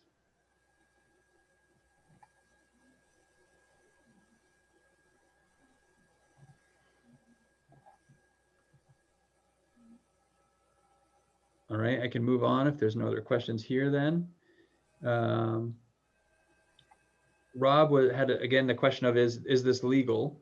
And again, according to Mr. Mube, it's legal. I think I've referenced a little more detail as to why up above. So I think that the other responses address that question more fully. The other question was around the numbers regarding ratios of multi-level tiered support system and how many people meet with kids directly versus how many are more behind the scenes. And so I asked Katrina to take the lead on this one. Katrina, if it works for you, I'll share your document because I have it right here as a tab, and then you can walk me through and you can tell me when to change what we're looking at. So I'll turn it over to Katrina. Really much like what the board has been looking at all meeting, you're probably going to need more time to preview this yourself, but I'll give you a little bit of an update on how we came about creating this document to answer the questions. So as I'm sure you can imagine, the task was more complicated to tease out than it may at first sound. Sounds familiar all night long. I don't know of an employee in this district who isn't here to support the education of students, putting 100% into their work and cares deeply about kids, whatever their role. So what we did was take the staff list in terms of job titles from the documents that you've seen already from Patrick, reworked them into an alphabetical order. And to first answer the question of direct versus indirect service to students, it was important that we provided a range. So when you think about how teachers may work directly with anywhere from 12 to 80 students a day, ranging from maybe a 75-minute block with different groups of kids to 6 hours with the same group of students. Also, educational assistants may be assigned to as few as 1 student a day or are responsible for supporting an entire class. Instructional coaches work directly with an advisory of students every day at Mount Abe, while others team teach with teachers every day during a math block, and then still others might provide one-on-one assessments to students as needed.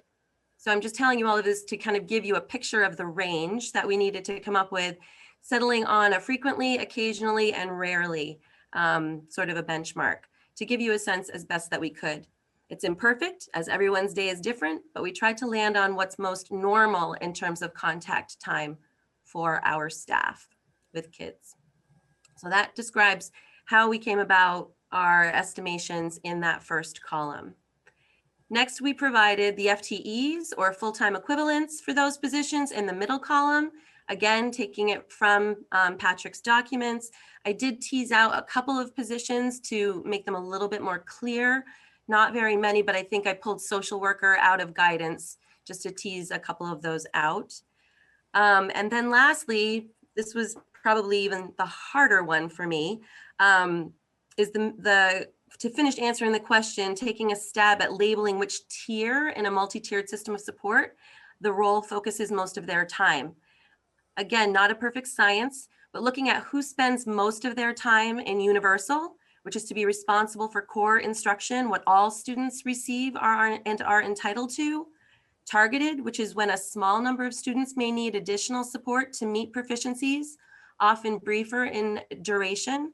Or intensive, a deeper individualized intervention meant to close the achievement gap for a student over time. There's so much more that goes into a multi-tiered system of support, and I know Patrick spoke to it earlier this evening. You can also definitely give it a good Google and you'll get all kinds of more information. I know we've presented it in the past, but sometimes we come in and out of some of these acronyms. Your MTSS might be a little bit rusty. There are many roles that span across all tiers in terms of their expertise and their purview, and others whose roles aren't applicable for a distinction like that, such as our accountant.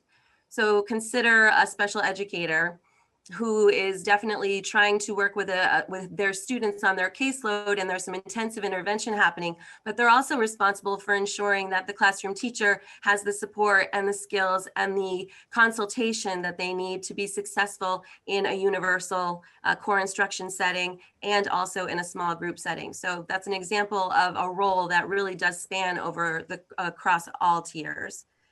And I will say that in nearly 30 years as an educator, I can think of many, many examples where all it takes is for a student who may be struggling to identify a trusted adult in their school, such as a custodian, who then becomes a critical member of that child's support plan by checking in with them in the morning, checking in with them in the afternoon, and then maybe even earning a lunch with that employee at the end of the week. So I would certainly not call that support of wrapping around a child not applicable. So it's hard for me to rate these positions, and that's what I'm trying to explain. But to stay general and go with what's typical, these are the distinctions that we arrived at.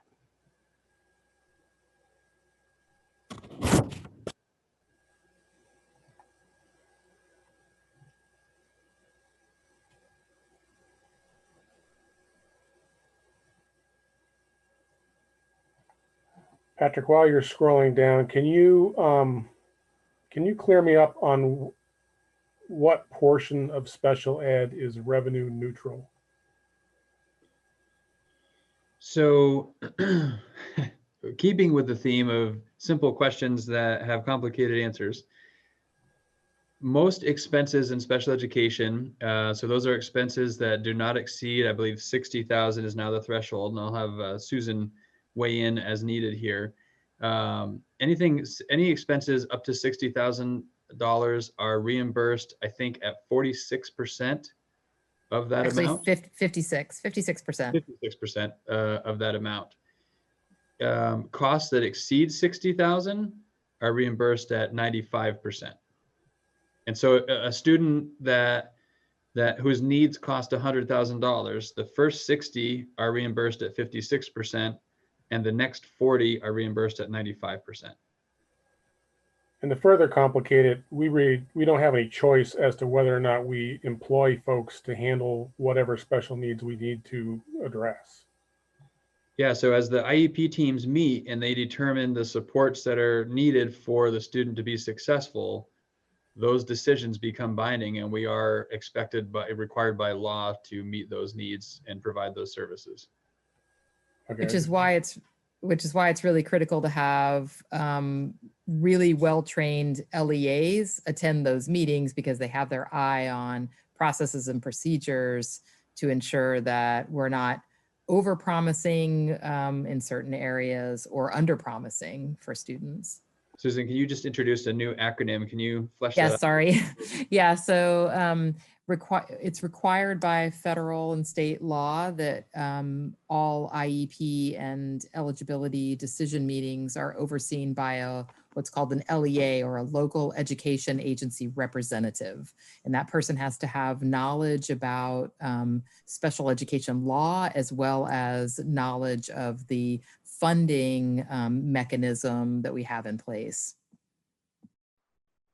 And I kind of bring that up just to kind of, I know special ed can get on this list, these kind of lists sometimes, and they're on your staffing lists.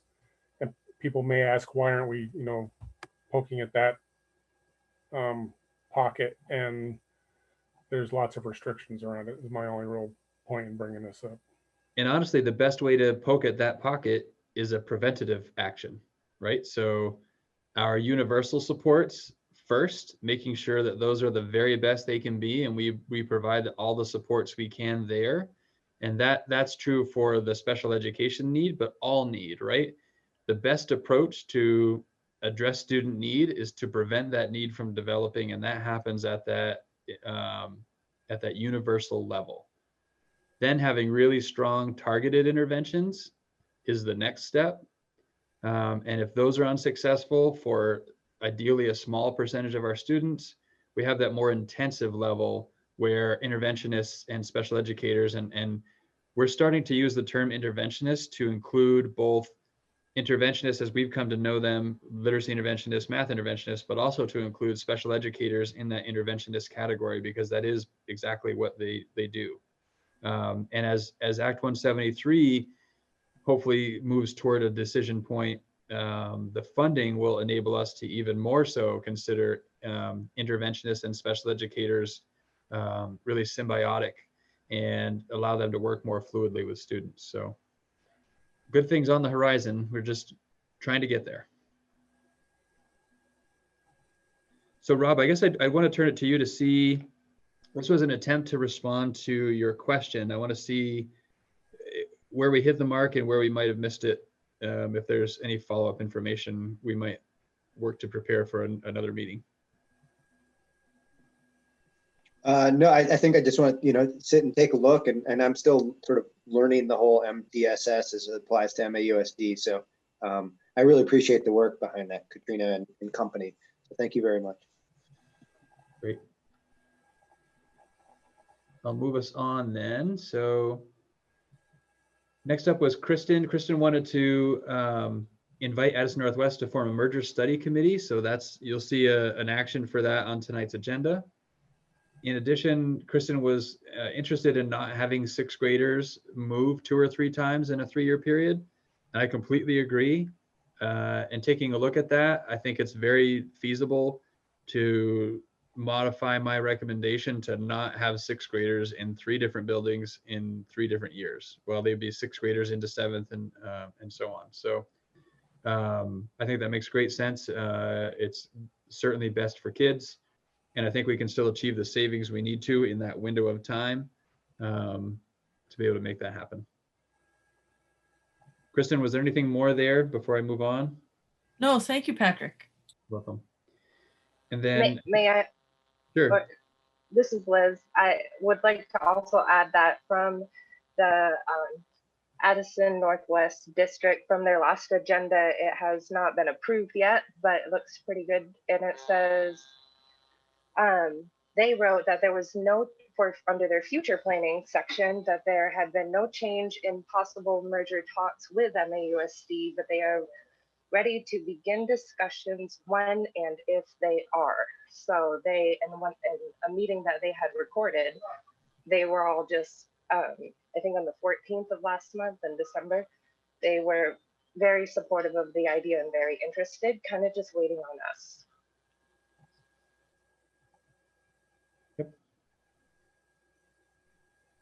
The next question was Sarah McLean's. 2 parts. The first one was wanting me to take steps necessary to meet with the teachers union to get the documents that we looked at in executive session available to the public.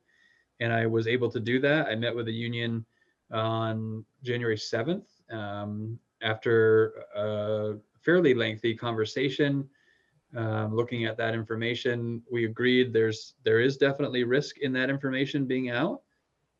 However, the benefit outweighs the risk in our perspective. And as a result, I was able to share those documents with the community members that had requested them. I shared them with the entire MAUSD staff, and I'm happy to share that upon request going forward. I haven't distributed them broadly through Front Porch Forum or Facebook, etc. I think it's complicated in the absence of context to make a lot out of those. So in an effort to not introduce less clarity, I haven't distributed those broadly. That's something we could certainly talk about, the pros and cons of doing that. If we were going to distribute those documents more broadly, I think it would be best done in an opportunity to set some context for them as well, so that people can make heads or tails out of what they're looking at. But I think that has happened, so I feel good about that. And she also was interested in getting legal analysis regarding Article 16. And again, Mr. Mube's opinion is he hasn't necessarily weighed in on whether or not Article 16 has to change, but has weighed in on if it does need to change, that the board has the authority to do so. And then, sorry, Liz, I haven't got a chance to start on your question yet, but it's there. I haven't lost it, and I can have that ready for a future meeting as well. No problem. Thank you very much for the time you took on all of this. Sure. And so I can try to answer any last questions. And if there aren't any, I can turn it back to Dawn. And I'll stop sharing my screen now so that we can see more faces.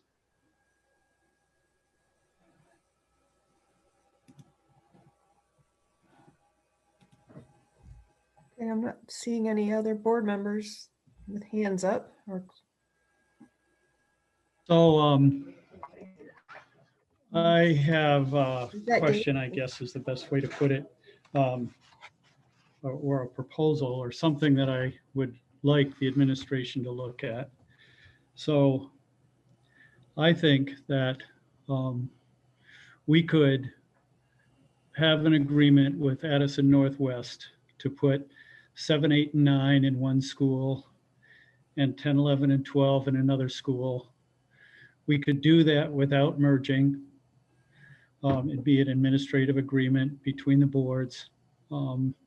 At least at first, it would move the district towards what is it seems to me from the survey questions, my brief ability to look at those, that is the least objectionable or the most encouraging step forward that we can take, and would allow us to save some money without votes of people in the district. That would clearly be within the power of the Virgins board and our board to make that move, and would seem to me to have the most public support of anything we might do at this moment in time.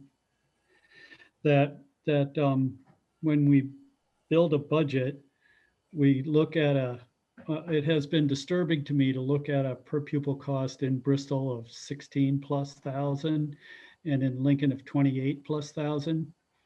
And so to look at budgeting short term, to have pull out construction, bond, and special ed costs, and some number, 16,000 per pupil spending to each elementary school in the district, and see what that looks like in terms of staffing and class size and ability to deliver program and servicing to students. It seems to me that it's a bit inequitable to have students in Bristol, expenditures for students in Bristol at 16,000+ and in Lincoln for 28,000+, although I suspect that some significant part of that difference is construction and bond and sped costs that I suggest we pull out in terms of figuring future per pupil budgeting for our 5 elementary schools.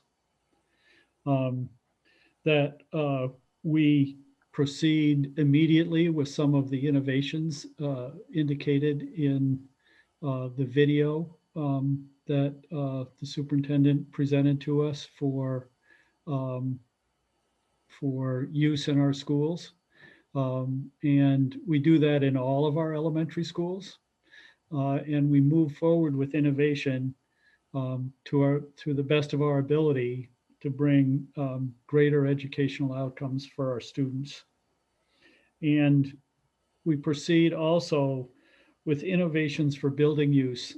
I just went through a board retreat with the State Association of School Boards, where they talked about activities that school boards do that we don't do. For example, discussing dress code, the literature list, the budget, discipline policies, goals tied to equity, and curriculum issues. I was most struck when I joined the board that we had no financial committee or budget committee. Even other school districts in Vermont operating under policy governance do have budget or finance committees. But that we proceed with innovations for building use, coffee, having seniors come in for coffee in the morning, rentals to state and local government of vacant space in these buildings, and other ways to bring community efforts into the buildings. So when and if we need to close these buildings, we have already begun the transition of community use of those buildings and community support for what we need to do in terms of closing schools in the future. So that's what I would suggest for a path forward. I know that some of it may be impossible, and some other pieces people may have better ideas. But I think it was Steve who asked for Plan B, and this would be my Plan B. Thank you. Thank you, Dave. Is there any other responses to Patrick's presentation of information or anything else that was brought to the board members' mind that they would need for additional information? Liz? When I saw the bonds on Starksboro and Lincoln and I looked in our agreement, it wasn't entirely clear to me what happens with those if we were to close one of those schools. So that would be helpful to know more about. Thank you. That's a pretty quick response. If we closed a school, my understanding is if the town were to buy that for $1, the town assumes the debt on that building.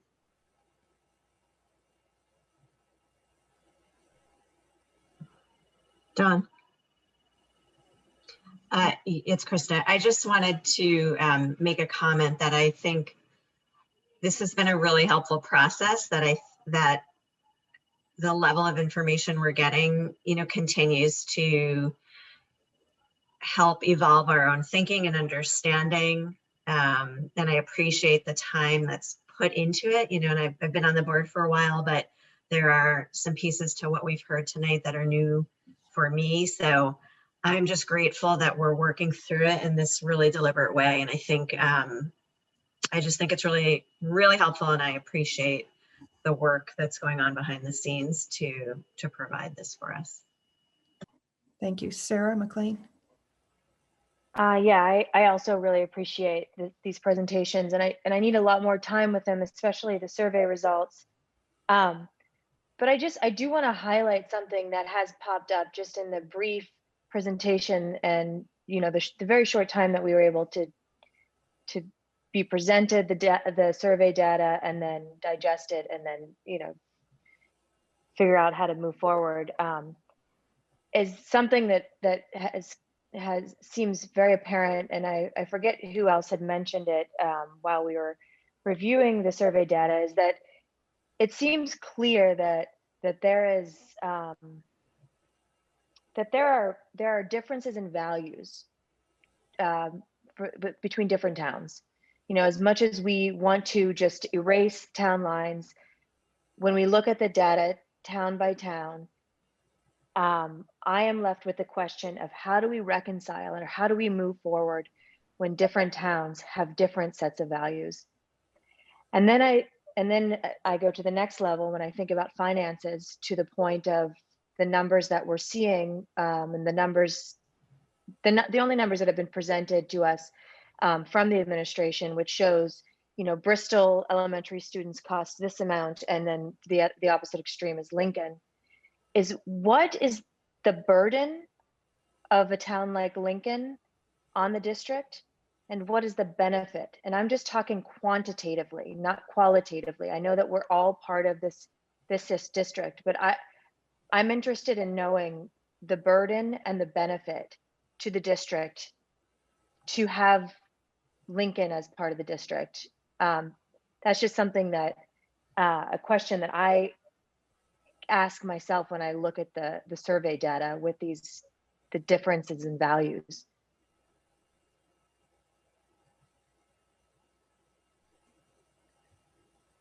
Okay, thank you, Sarah. Liz has her hand up again, and then I'll go to Rob. Sorry. That was kind of where I was getting at with the question that I asked. So if that's something you're already thinking about, that's great. I just would like to point to that difference in the spending from what I could see from our agreement was that there was a promise made in Act 46 that we would try to promote equity as well as possible amongst all of our schools. And so this is an example, one of many examples I've found of that trying to be accomplished since we became a district in a way that we, for instance, in Bristol support Lincoln. So that's kind of where I'm getting at with the idea of what's the relationship between our schools. Okay. And Rob? I mean, since we're not making any decisions on this proposal in the next week, will we have more opportunity to send some more detailed questions along to Patrick and folks? Is this the last chance? No, we're going to talk a little later about a time frame and present an idea to bounce off to see where people are. So this is not the last time. Once we get to the time frame discussion, it'll be you'll understand a little better. And one piece I'll add there, relatively straightforward clarifying questions. I think, emails trying to understand, I think we can respond to pretty effectively. But I would just, encourage the board to also acknowledge that sometimes a simple question, as we've discovered tonight, requires days and teams of people to get answers to.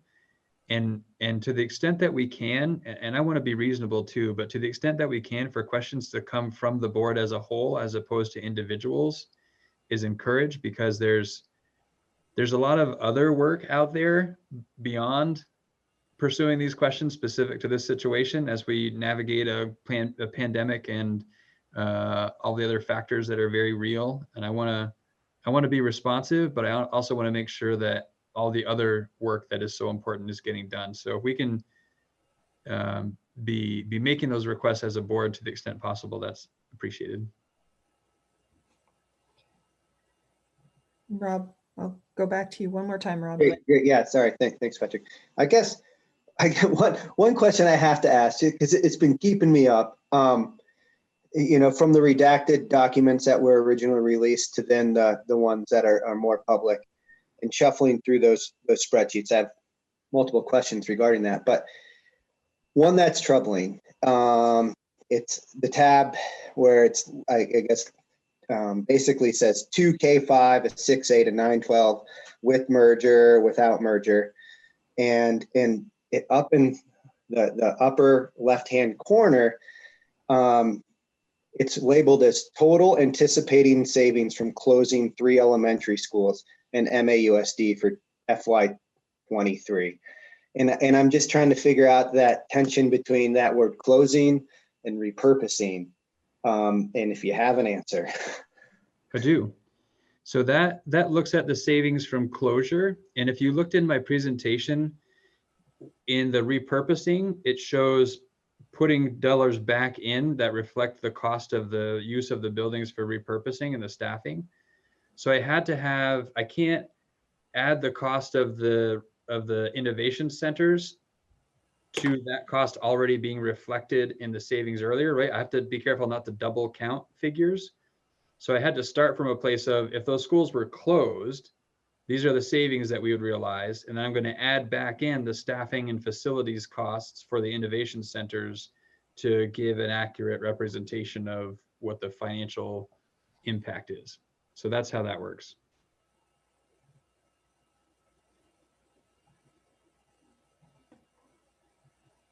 Okay. All right. Did that answer it? Okay. All right. All right. I'm going to try and keep us moving along because we still got a lot to talk about and I don't want to be here till midnight. The next is an action item to form a merger study committee. So really you'll need a motion to start this discussion. I have a motion. Okay.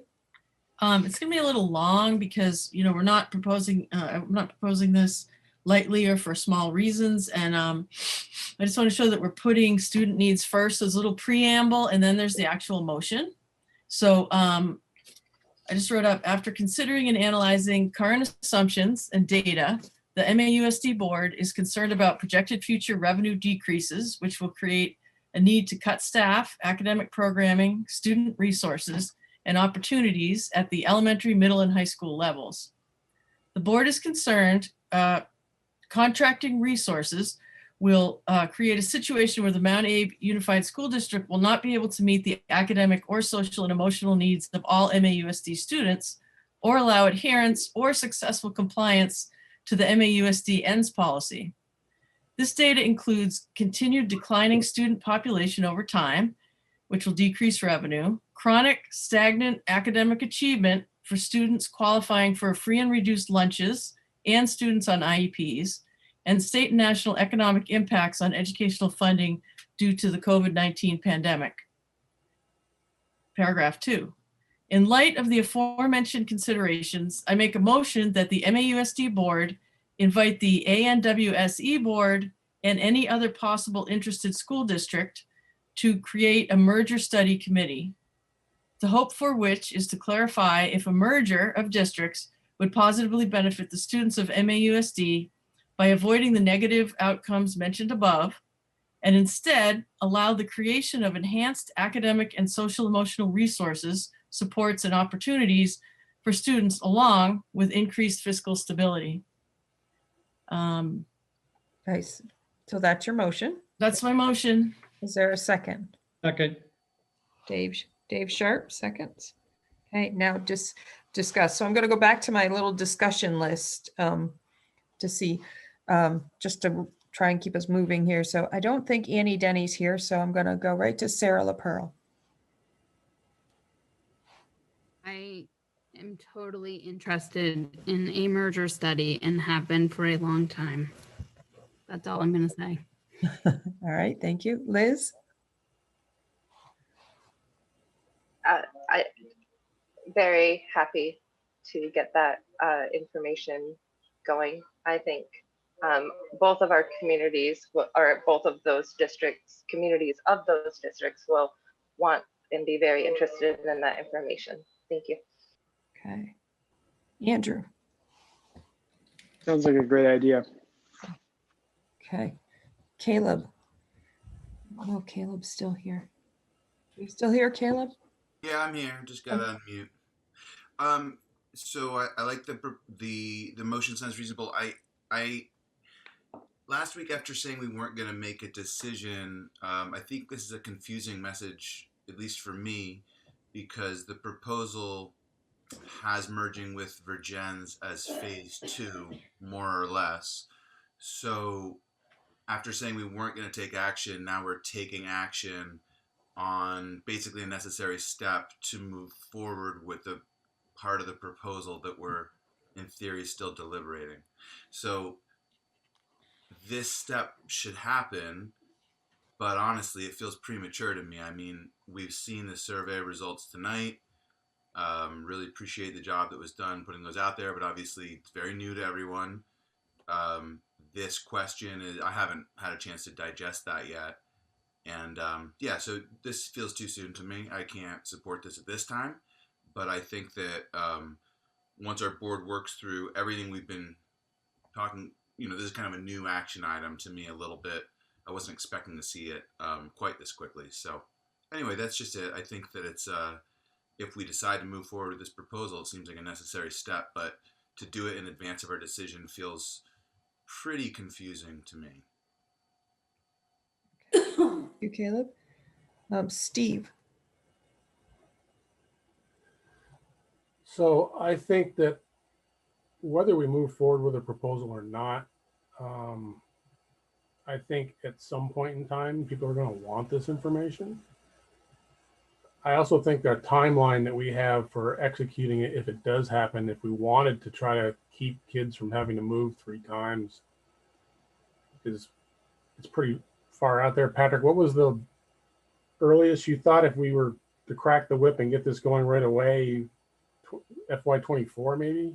Yeah, FY24. I don't really think it's practical to think a change, the merger could happen and take effect by 23. I don't think that's practical. Just thinking about our study last time around, I think we took a year to a year and a half for the study. And then there was another several months of informing folks ahead of the vote. So realistically, it's a year and a half-ish, or maybe more process start to finish. So that has me thinking FY24, which even that may be somewhat aggressive.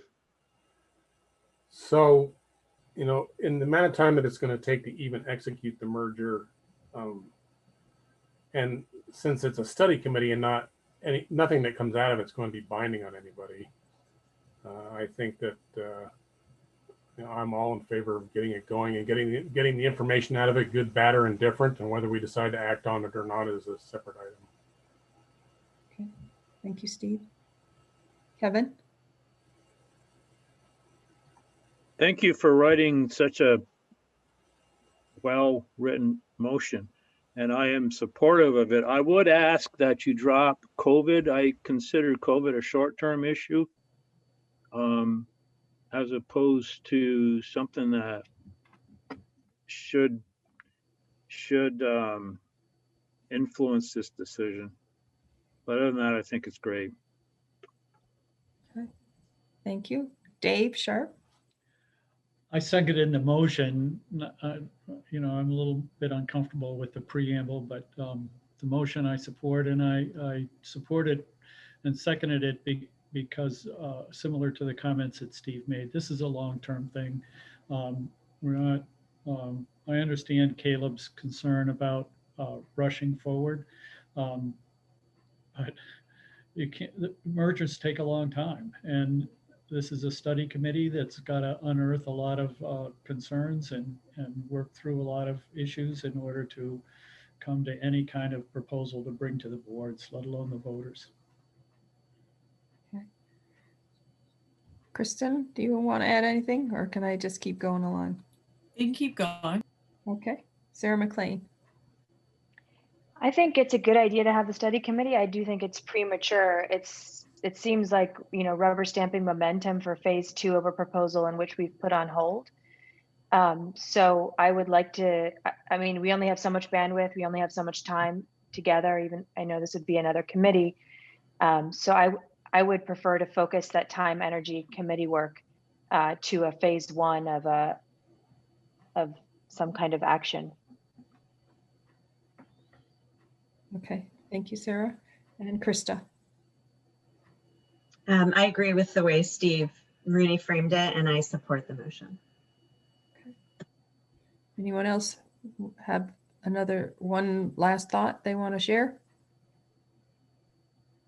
My only question is, do we have any sense of the cost? When we had the Act 46 study committee, it was funded by the state. Again, you know, I kind of think that we're still sort of vetting the proposal. So moving forward doesn't seem right to me now. I hear that I'm in the minority there. But have we thought about what we're going to spend on this effort? No, it's a little unclear. The grant that was awarded, if I recall right, for the earlier Act 46 study that we did here, I think the grant was 100,000. I don't know that we used the full 100,000, and we might have been getting creative toward the end on how to use those funds.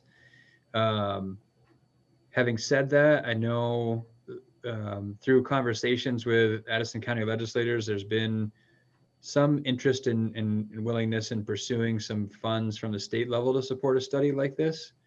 Exactly what those funds would be and exactly what the cost would be are hard to know, but there's some potential at least to continue that conversation. So if we vote yes on this motion, are we just basically authorizing to cover that $50,000 or $100,000 if we don't find it from the state? Or do we want to see if there's money available? Because I don't believe there's explicit, there's not programmatic money the way there was for Act 46, put it that way. Patrick, can the School Board Association help us with this? And do they already have a lot of resources? We've used them before for other things.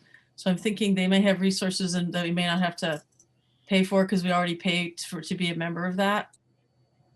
Yeah, I think there are multiple possibilities on sources. Exactly how fruitful they may be is unknown.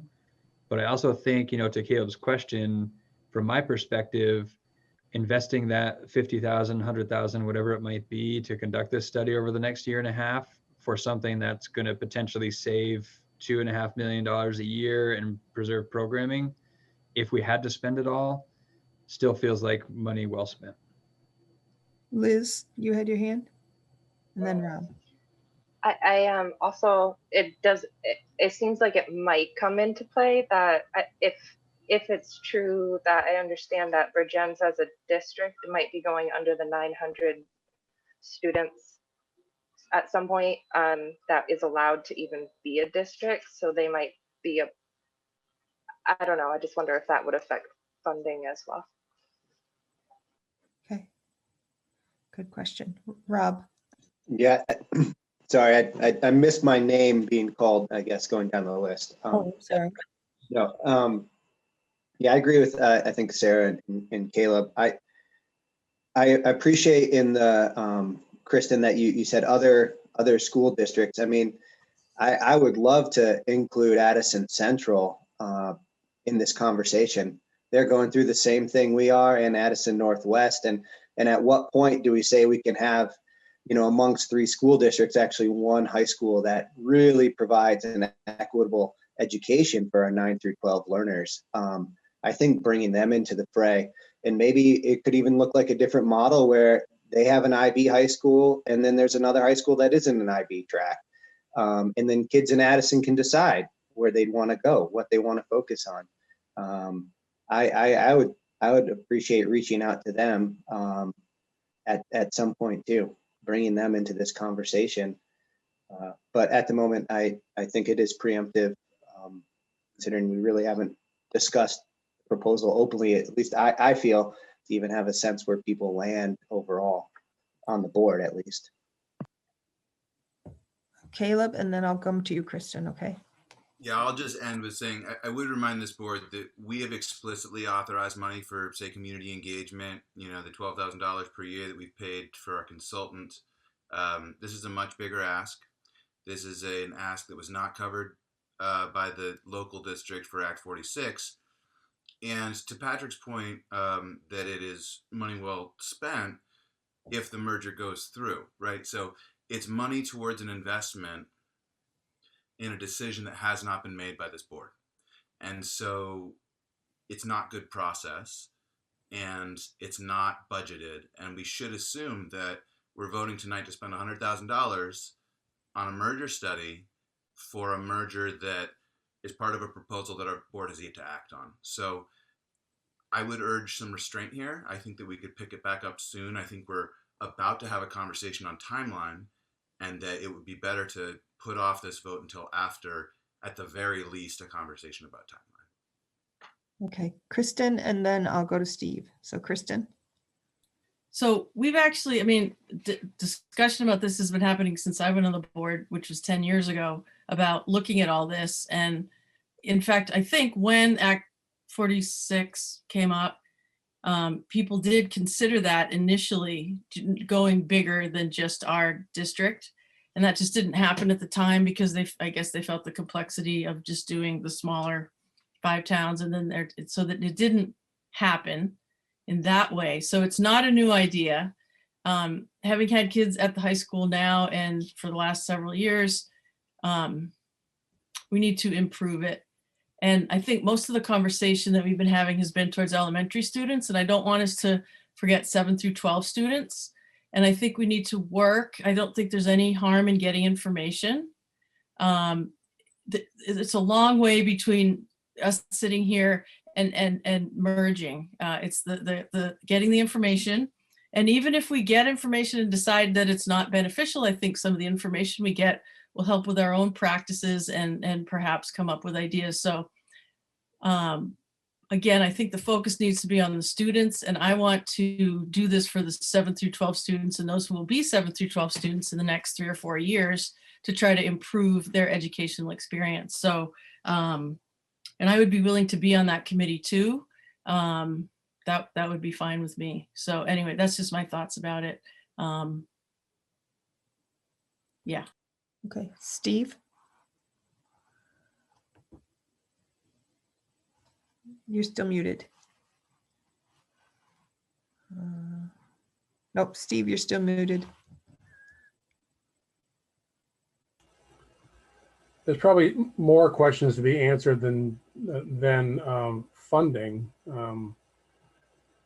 We still have to figure out how we're going to organize this committee, how the committee is going to act, what kind of charge it's going to have, who's going to actually participate, their own timeline. When are they going to start talking to Virgins outside of talking to just amongst ourselves? I think some of that work could happen, and we could put some limits on them being authorized to spend any money until the board felt more comfortable with the path this is all taking. But we would at least sort of get a group together who showed interest in participating and set some ground rules. Thank you. Sarah LaPearl. Yeah, I was going to say, I don't really understand how we would spend money at the beginning when it's just a conversation. So I think that we could be authorized to not spend any money until, and then cross that bridge when we get there. Okay. Caleb, is your hand up from before, or do you have it up again? It's up from before. Thanks. Oh, okay. Dawn? Yes. Got it. Okay. Technical difficulties on this end. Kristen, can you read your motion one more time? A little on the slow side. I got about half of it from. Do you want me to just send it to you, Chris? That would be awesome. And I'll cut out the COVID-19 part. Cutting that out, and perfect. I can just send it to you. Okay, thank you. Okay. Unless someone wants to hear it again. I think we're going to go on what Kristen said, and she's going to cut out the COVID part. So let's move to the voting. So your options are in favor, opposed, or abstaining. So Krista. In favor. Okay. Sarah McLean. Opposed. Okay. Kristen. In favor. Rob. Oppose. Okay. Dave Sharp. In favor. Okay. Kevin Hansen. In favor. Okay. Steve Rooney. In favor. Caleb. I'm opposed. Okay. Andrew. In favor. Liz. In favor. Okay. Sarah LaPearl. In favor. Okay, and Annie's not here. So we have in favor 1, 2, 3, 4, 8 in favor and 3 opposed. So the motion carries to form a study committee per Kristen's motion there. All right. Okay. The next piece we're going to move on to is an action item to determine the timeline for the facilities decision-making proposal. So in just a second, I'll screen share. I have a little preamble as well that I want to read to you about how we came up with this. So in preparation for this meeting, Kevin and Krista and Sue McCormick and I met to work together to come up with an idea to present to you tonight, so to set out a plan for our work. So we really asked ourselves, what do we need to do over the next 6 months to bring us to a place where we'll be comfortable as a whole board making a decision? We found agreement in the idea that we need to build on what we have done so far. And if we think back to the beginning of all this work, when we talked to all the separate towns, the surprising thing we found out was that the amount of alignment, which got captured really in our community values, we got those 8 community values as a result of all that work. And the other piece was that all these values were also aligned with the district's strategic plan. So we, as a group, thought that this is a strong foundation to build on as we move forward. So we need to set a goal to build our capacity to deliberate as a board and to come to a place of understanding of our responsibilities. It's going to be important to be respectful of our communities and seek out community thinking and innovation and consider it in our work. We also have to be completely mindful that this that it is likely that we will still face a dilemma and some difficult decisions after these months of further study.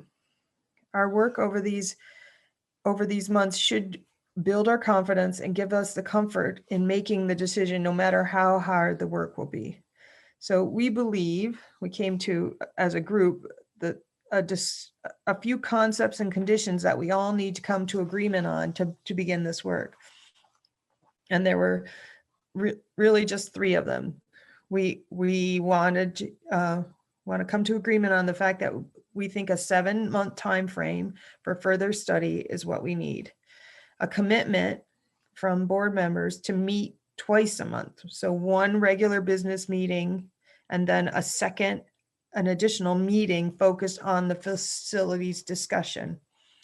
And then the final thing, the commitment, is to focus on the discussion and the work on the shared community values we discovered during our community engagement process, and a commitment to a deep discussion and thoughtful consideration, contemplating the current needs and future needs of our whole district. And then we came up with a timeline, and I don't know if I can share that. I see I have share screen, but I don't. Screen. Let's see if I can do it. And let me. There. Nope, sorry, I can't see my tabs. Nope. And I'm new at this. I can't find my tab. There we go. Nope. Where did it go? Don, I can no longer see your screen. I could for a second there. Oh, okay. All right. So let me try again. I don't know what I'm doing wrong. Well, it's good to bring up what you're going to look at first and then share the screen. Yeah, I had it and now it's gone. So hang on, let me find it again. Sorry. I'm a newbie at this.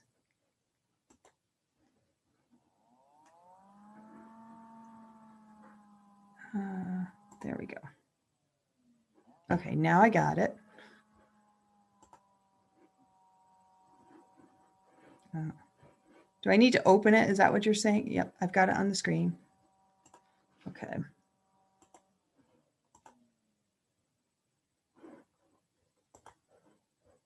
Okay, so here's what we were looking at for a time frame, and we went so far as to even fill in some sort of guidance or work to work out at each meeting. And Krista and Kevin, please jump in if I've missed something. So February meeting, we're proposing a values discussion and revisiting the student input regarding the values, because there was work done by the students. And then the other part of that meeting is to work through Patrick's proposal with the district-wide values and equity cost lens. And then we've spelled out the March, April, May, and August meetings. May, June, sorry, there's June. We typically don't meet in July. And then at the August retreat to finalize our work and with a, engage with the community ahead of a decision in November.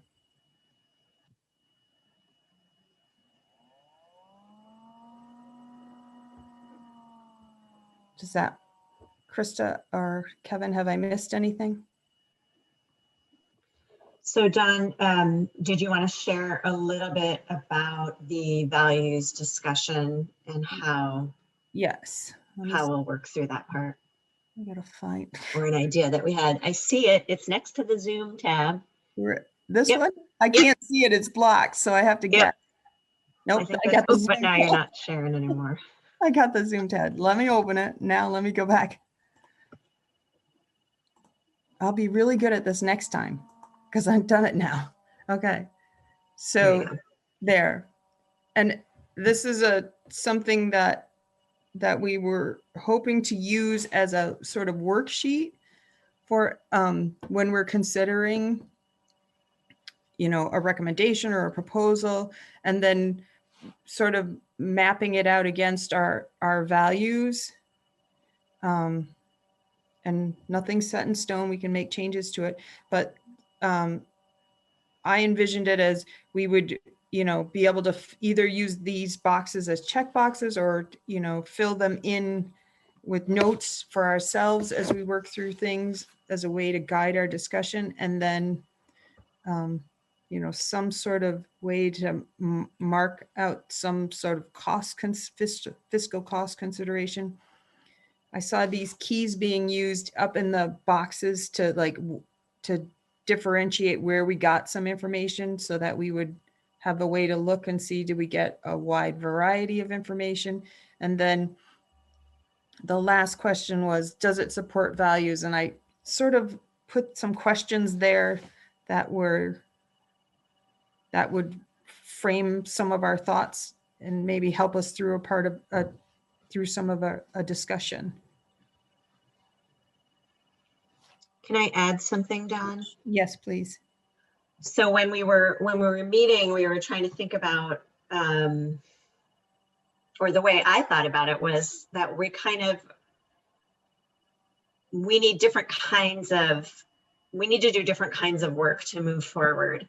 We need and have been getting more information.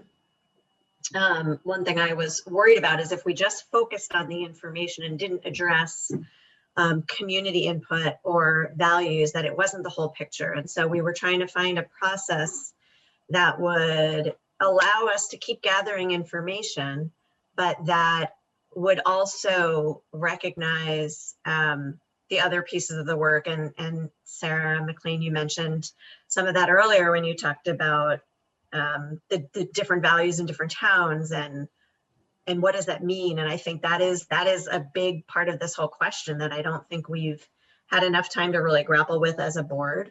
And so there's that board development piece that we wanted to try to work on, but within that context of our values. And then we also recognize that we have a lot of community input, but we also have some community members who are actively engaged in problem solving. And so how do we invite that into the conversation so that we're open to the idea that there may be other ways to think about this? And so this process was an attempt to honor that we know we need to do something sooner rather than later. We don't want to necessarily redo everything that's been done, but we want to keep moving forward in a really deliberate way that that ends up being productive. So, and I think also that Sue McCormick can play some role in some of the board development types of, like, a meeting where that's the big focus. I think she could probably help with a facilitation role or help us flesh out more of that values worksheet. So. And then the other thing, even though it is a community value, is equity has multi-tiers of meanings or implications. And it would certainly be good to step back and think about that as the relationships within the different aspects in the different towns and that sort of thing too.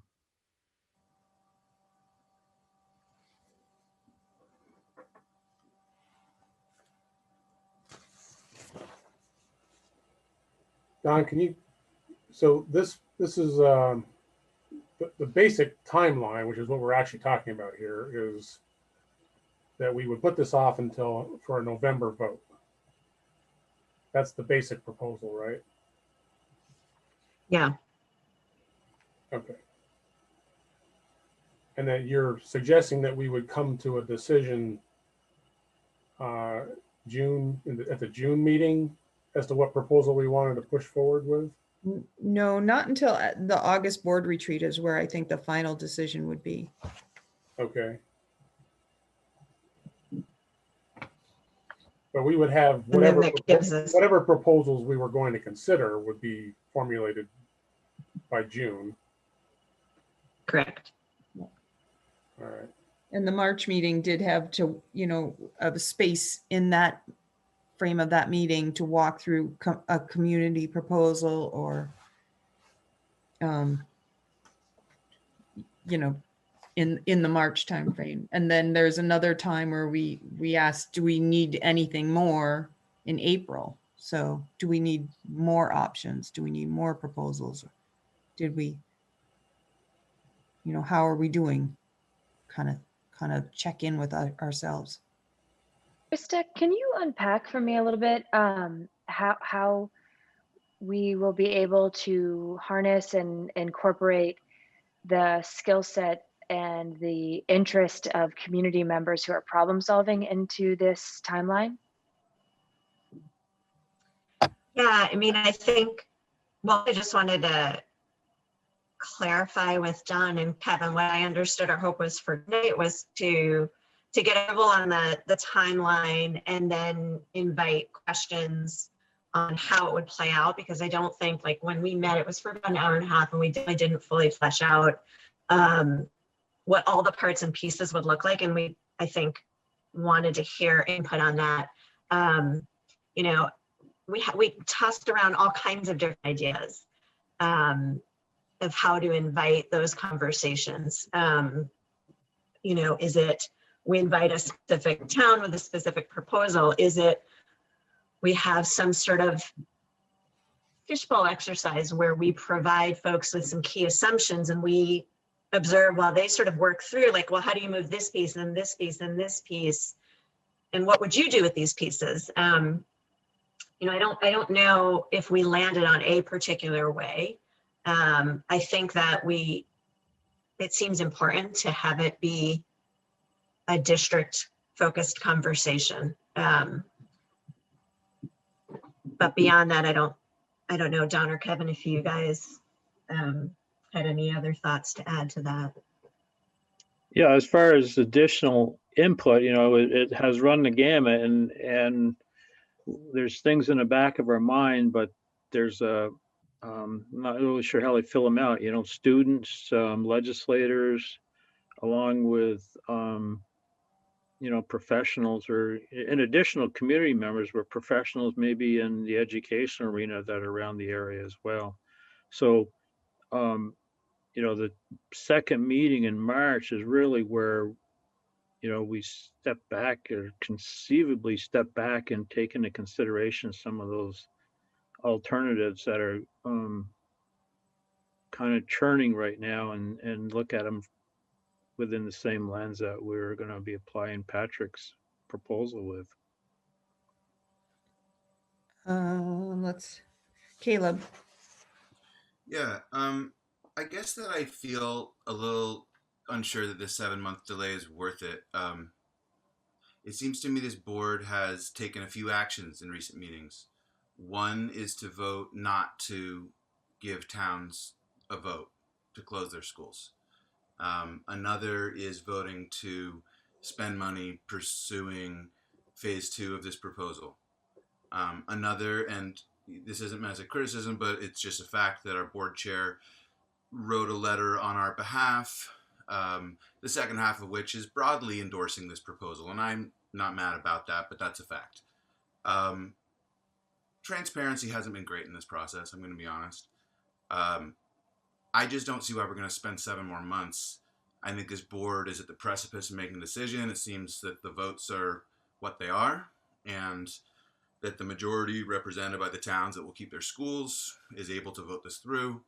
And we have found a lawyer who tells us we don't need any additional permissions. So we seem to have checked that box. So I don't understand why we would take 7 more months, because honestly, it feels like a bit of a charade, and I don't say that lightly. I think if we're at the point that we're at, let's just follow through. I will vote against it based on process concerns, but I cannot imagine what's going to happen in 2 or 3 months to fundamentally change the trajectory of what we're, I think, pretty clearly on here. Rob.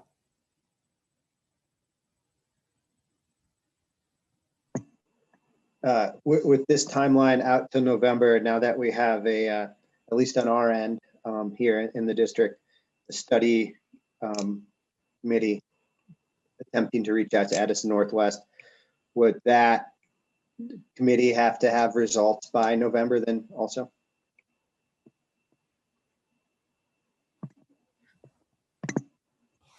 I don't think I have an answer to that. I don't think so, but I don't know that we have an answer to that.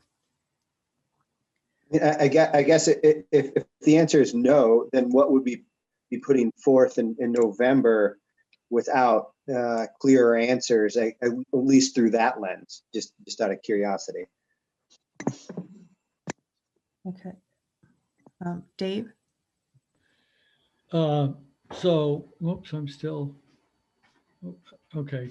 I think it would be incredibly divisive to decide to move forward. I think it was so incredibly appropriate to table this. The board would be split. We'd have very angry people in the community. We could end up in the courts. So moving forward with the superintendent's proposal, even if eventually it's found to be the right proposal, I would much rather see consensus on this board or close to it. And I would love to see the concerns of the community members answered. If we're going to move forward, we need to do it in a way that embraces the community and brings people in. A vote today or the other day when we decided to table it to go up or down on the superintendent's proposal would have been a huge disaster, and having the time to further evaluate it. And as Kevin said, look at other proposals. I've put one on the table. Other people may have other ideas, and to get input from community members that I know have thoughts that could be supportive of a way forward. Furthermore, we have $100 million on the table for education in Vermont. Now, Lord knows what the details are coming out of the federal government. I asked Peter Welch to forward those to us as quickly as possible. I was in a conversation with the speaker. As I said earlier, they have no idea what the limitations or indications are going to be on that money. There could easily be more money than that, up to 300 million. So, you know, in terms of like the financial future of our school district is in a big question. I'm not sure that's going to be resolved by August, but I think we'll have a whole lot better idea of where we're going forward. The state revenue now is projected to be just alone in the education fund, $40 million than it was in the earlier projections. So that's going to affect this 9% increase that's projected out of the state education, or actually the state treasurer, the tax department has made this projection. So, you know, there's a whole lot of flux here that we need to work through and maybe come to a consensus around some proposal in August, and then maybe have something ready for voters in November. To try to do something faster than that, to me, seems like a big mistake. Thank you. Kristen. Kristen or Krista, sorry. Kristen, I had the same problem today when I picked up my order at Good Times, like, you know, when names are the same, but I got the right order eventually. So I just wanted to say that me voting against having every town vote to close their school was not that I don't think towns should be given that right to vote to close their school. I think I agree with Dave. I think we're going to come up with something in 7 months, or I think that's what you said, Dave, that's different maybe than exactly what Patrick proposed. So I don't understand. I think some members are making assumptions about where people are at that are inaccurate. And anything that it was just mischaracterized. And as we said, it will take, if there is a study committee, it will take 18 months. So Rob, that wouldn't be done by November. We had discussed that earlier. I just think getting information is good. If we don't end up merging, that's okay. But I want to look at what would be best for the students of MAUSD. And I don't think we need to be afraid of just getting information because it has to go for us to vote for it and then for the voters to vote for it. So that's a long process, and it's not aforementioned conclusion at all, or whatever you call it. It's getting late, but I think it's really good to continue, even though it's sort of like fingernails on a chalkboard at this point, talking about this. But we have 7 more months of it now, and we can get more information, and I think it's the right thing to do. So thank you. How about anybody who hasn't had a chance? We're kind of out of order here and going down our list. Andrew, I see you're unmuted. Are you waiting for a chance to say something? Sure. Yeah, I've got a lot of different thoughts about this. So I guess my biggest concern is this idea of putting it off 7 months sounds a little bit like what a lot of the work we've already done. And maybe in concept, it would be a lot different. I think we have needed more time to understand and absorb the financials and the proposal that Patrick has put in front of us. I think we need more time to look at the data that we saw tonight that was analyzed by Center for Rural Studies. I think it's important information. My concern is that because of the public reaction to the proposal, that people might be using information as a cover for the fear of making the decision. I don't think that may have happened yet. I think we do need information, and I've heard that from the public. But at some point, I think we're going to have analysis paralysis. We're going to continue to hear the same amount of information. It's going to point us in the same direction. And those folks who have made up their minds will continue to have their minds made up 7 months from now. So I don't know where that leaves me on the decision, just that I'm concerned that while we continue to think about and have these discussions, we're probably going to see continued staffing cuts through the next fiscal year. Equity will probably only get worse, not better. So anyway, those are my concerns. Steve?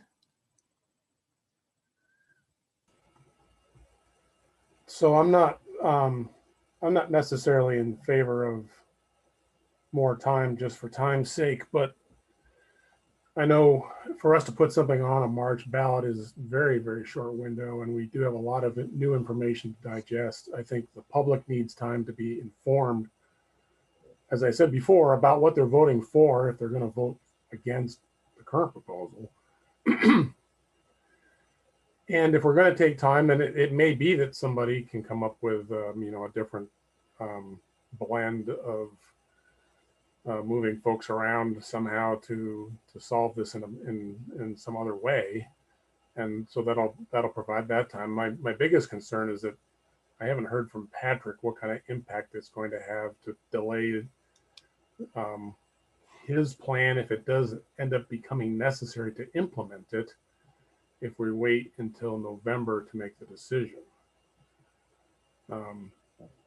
Obviously, if we're not going to do anything and just sort of deal with it as a, the FY23 with just letting the chips fall where they may, then I'm assuming we can kind of just do that as we go along without a lot of extra time being necessary. But if we're going to do a wholesale, repurposing of the district and getting central office into Beaman, et cetera, that's a lot of work.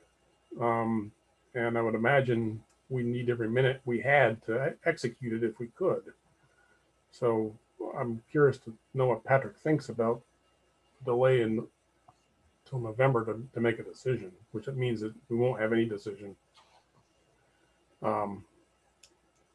We won't be able to probably execute a plan until the fall of 22, right? Or the fall of 22. Yeah, I'm happy to weigh in, and I'm still formulating my thinking on it, but my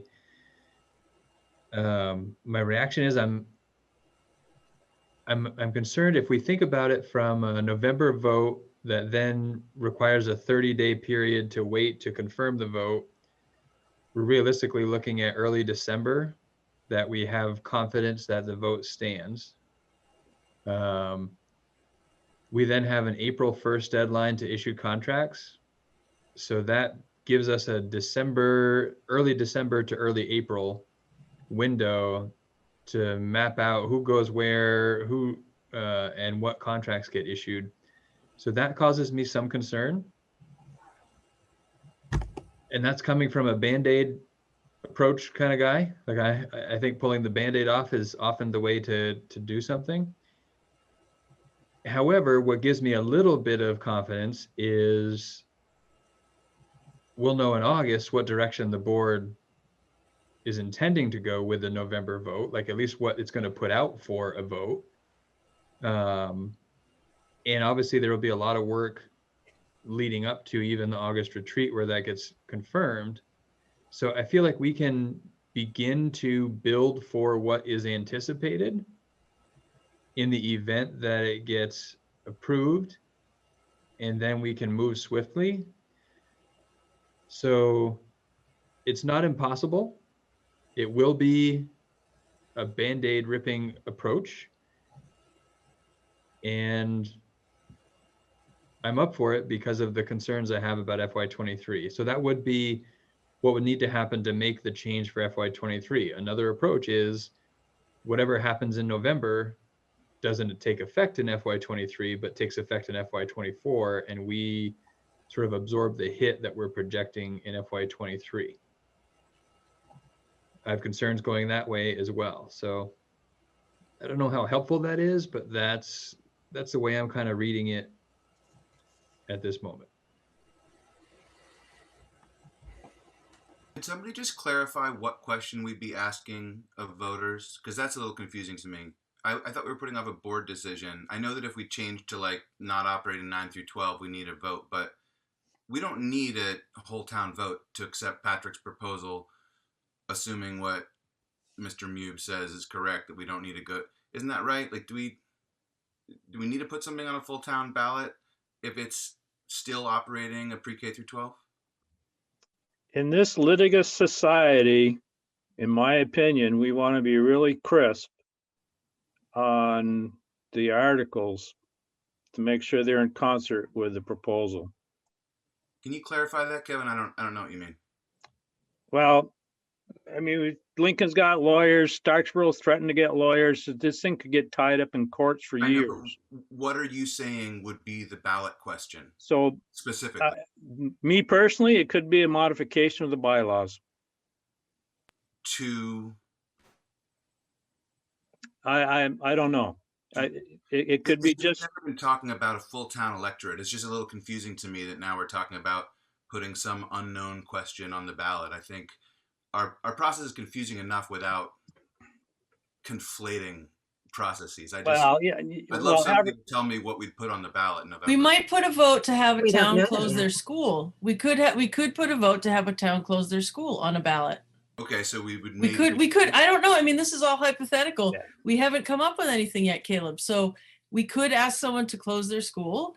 I mean, that could happen. I mean, I don't know. Chris, and I'm just saying Yeah, that there's been a right. conversation here where we've talked about having a 5-town vote that would take 30 days to confirm. And I'm just trying to figure out what that vote would be because I can't think of one. We Other didn't, than did we not specifically say it was a 5-town vote? I don't think we did that. It would be any vote would need that amount of time to happen. So I don't think we specified what vote it would be. Okay, the only vote that's not a 5-town vote is the individual elementary permissions. That's the only non-5-town vote that exists. So if we're talking about that, great, but that's a very specific thing. Anything else would be a 5-town vote. However, this proposal doesn't require that to accept it based on the legal advice we've received. I'm just trying to have some clarity. But we don't know if at the end of all of our stuff that this will be what we end up with, right? That's the whole point of taking more time and asking more questions and getting more information. So, But if we did, it would not Right. require a 5-town vote, right? If we did, we don't know. I don't think we know that yet. I don't think we know that. I think we need to talk to Mr.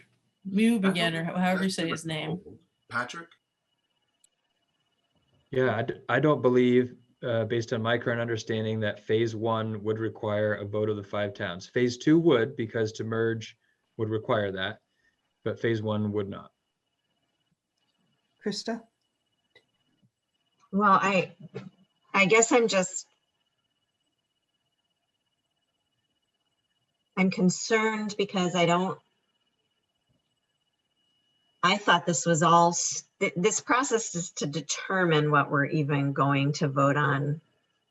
And so I'm concerned, Caleb, if you're raising questions about a vote that we haven't even decided what it would be yet, that it would derail us from deciding to just take more time to look at this.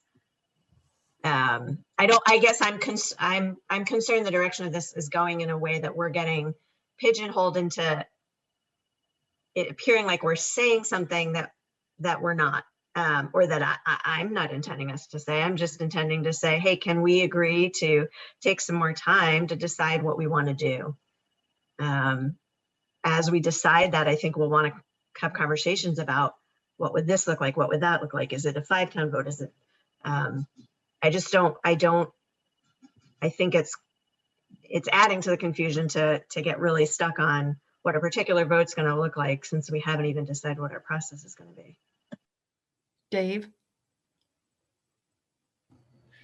Yeah, so one of the things that might happen that might be part of the discussion between now and August is that from the survey, from emails that I've gotten, the community most receptive and the current smallest student population is New Haven.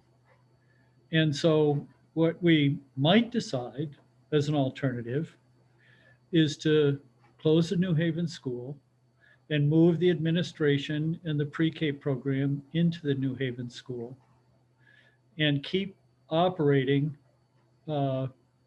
Lincoln and Starksboro, at least for the short term. You know, I don't know what those numbers look like. I have no idea whether that's a feasible conversation to have at all. But I'm just saying, you know, we have options other than up or down vote on the proposal in front of us. And I think we need time to get some input from people. I have at least 2 people that have knowledge that would be willing to talk to this board and share their knowledge and figure out what the best future is for our 5-town community, for the students, for the communities, for the taxpayers. And I would vote because if we're going to have a vote, that's my duty to vote. But I would be very concerned about having a vote for putting something on the March ballot. Rob? Yeah, I hope we continue to extend the timeline through November. I think we do have people's attention now, and my hope is that we really honor what people in our community, our faculty and staff. That letter from Robinson, the staff there was beautiful. I really appreciated it. I assumed it took a lot of courage to put that together. In the times that we're facing with the proposal on the table. And so I want to honor that and thank those folks. And we have, let's use this time to our best of our ability, but let's make sure we actually really take in and listen to what people are saying and try to work with folks if they're bringing really good ideas and incorporate that in anything we move forward. That's my hope for the next X number of months. If we do decide to extend, which I think we should. So thank you for that. Thank you for that timeline. And one other piece I have is I would just love to have a meeting where as a board, we just have a conversation about the proposal. No other items on the table. Let's just have an open, honest conversation. I can read between the lines where people land, but I would love to hear why they land where they land. Thank you. Sarah McLean? Yeah, so I guess I just would love a little clarity on what we're doing right now. So we received the timeline. I would love it to be able to have that document to look at it. I'm sorry, I keep asking for the documents. I just always do best when I can just keep going back and back and back. Right now, we're approving a timeline based on what you had given us, which outlines 2 meetings a month, one for regular business, one for facility-specific discussion. Each of the facility-specific discussions has a theme or subject or focus. Am I right? And that's what we're discussing now. We're not discussing things that are going to be put on the ballot. We're thinking backwards about if something were to be on a ballot, whatever that may be in November, we have to work backwards from that. And that's where the timeline is born from. Do I have that right? Yes. Yeah. So can you share that document with us so I can look at that? Yes, I will. I will share it when we finish this meeting. I'll share it right away, or, or I can let Liz talk and I can try and go do it right now. Well, I think it's an action item right now. That's the problem. So Right. if I'm not able to review the information, make to complete the action, then it's a little tricky. It may be that we want to table this and pick it up at the next extra meeting we're having, and everybody will have had time to look at all the documents we were, subjected to tonight for a first glance, and maybe make better decisions. I don't know. Yep. Dawn, when is our next, we have a January 26th meeting, like a regular board meeting? That's our regular board meeting. I mean, yeah, maybe we could table it and just take action. I mean, we've had a discussion, to sort of uncover things. And if people wanted to tweak it, maybe it would be a shorter discussion where we can make some adjustments to the plan and then adopt it at that meeting. I did see Liz had her hand up and Kristen, so I want to give them a chance to weigh in as well. Only I don't know where Liz went. She just disappeared. Hi. Oh, there you are. I support the timeline of waiting till November and making a decision in August. I do recall that phase 2, even as it was the action from it would have only been to form a study committee. And I do think there's a call from our community.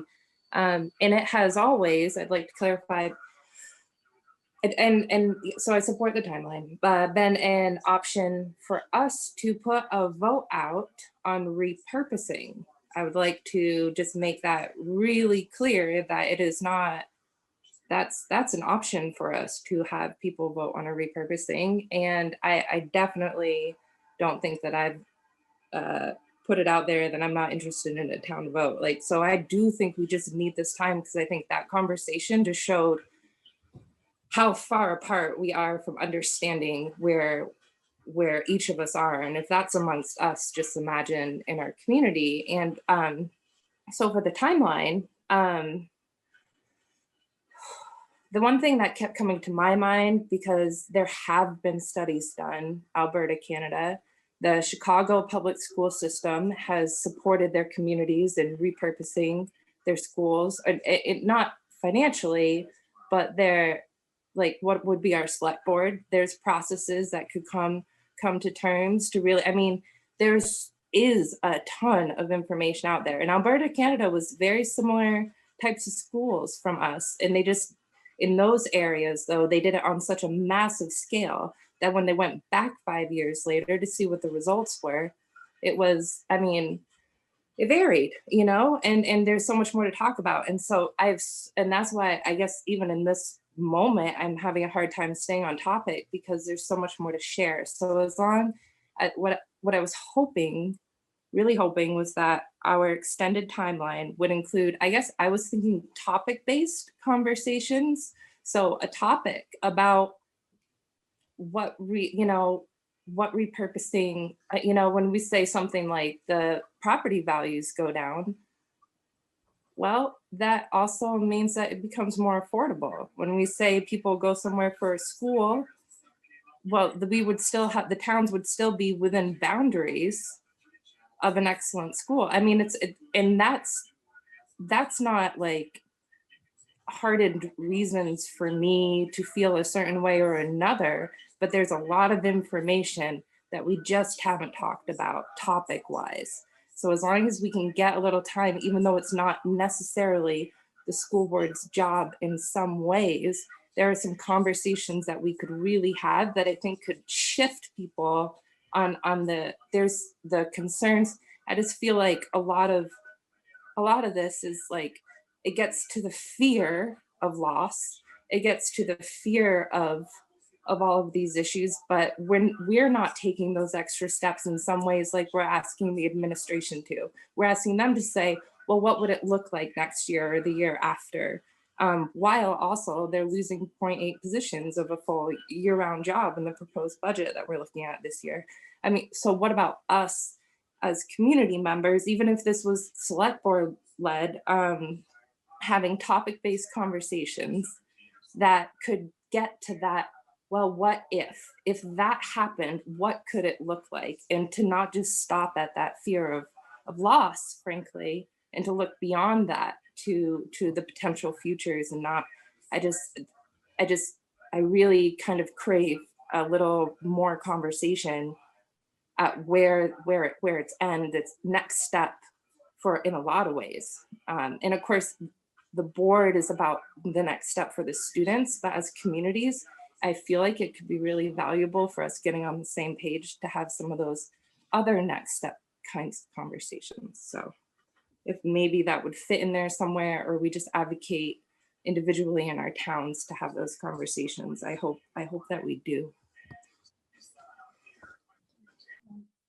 Kristen Blanchette. Oh, I think I already spoke, so thank you. Okay, I wasn't sure if you had your hand back up. Okay, let me get back so I can see everybody.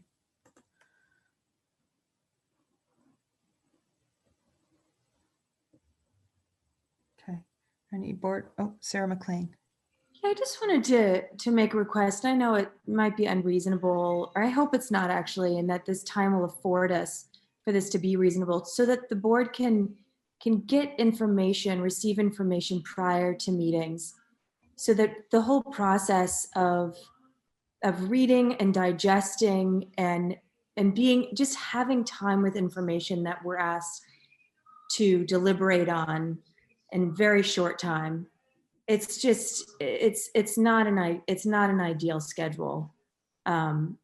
I think it would be impossible if we were truly to use the data that we have tonight to make a decision. If we had not met on the 13th and decided to stall any action, it would be impossible to truly digest any of that information. And I hear what Andrew's saying, an analysis paralysis, and but I don't think we're even close to that. I think we haven't had any time with much of the information. And so it would serve this board and our community and our kids in a process if we could receive the information, ideally when the agendas are sent out. Okay, that's always our goal. And there are just times when the information, we don't have it in a timely manner. So, but that is always our goal, to get it out ahead of the meeting.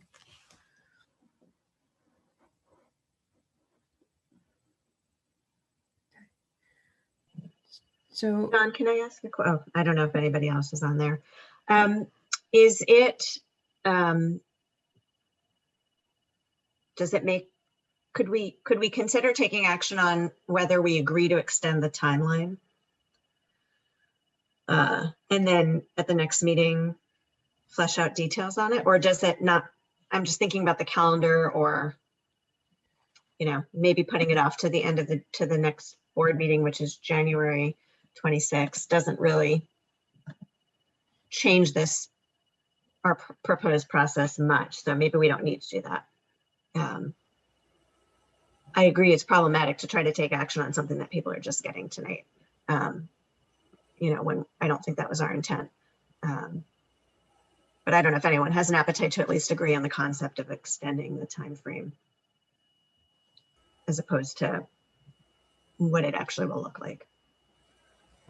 I mean, the reason we developed was to give you something to bounce off of, some rather than the 13 of us sit and try and figure out what it's going to look like. We thought we'd be more productive if we had something to look at and say, okay, well, we're not crazy about this part, or we want to change that part, and come to it together. The other piece that Sue regularly mentioned to us that I don't think we've said is, she reminded us that it's important that we're having this discussion in front of our community, because they get to see us struggle with the parts of it that they are likely struggling with as well. So, Caleb. I think I could support a motion to just take us out to November. And if maybe we could clarify or just make a request to the superintendent, if we could all agree to that along with it. I think it might be helpful for us at this point to have some clarification about what types of outcomes do require some kind of public vote, be it of an individual town or of the 5 towns, and which categories of decisions do not, according to legal advice that we've heard so far, or that maybe we will hear in executive session. When somebody was saying earlier November, and then Dawn mentioned maybe we'd make a decision at our August board meeting, I know that we haven't made the decision, but in that case, it could be a little confusing, because I think there could be like certain kinds that are not, certain kinds of outcomes that are not, we couldn't decide on our own in August. So if it was really all the way to November, and if we could just get some clarity, because I feel like what I'm trying to accomplish here is that people are throwing out all kinds of ideas about what might take a town vote, what might take a public vote, what might not. And I know I'm confused about it, and I just think it might be helpful for everyone and for voters to have some clarity there, so that we really can say, what is it we're doing with that 7 months?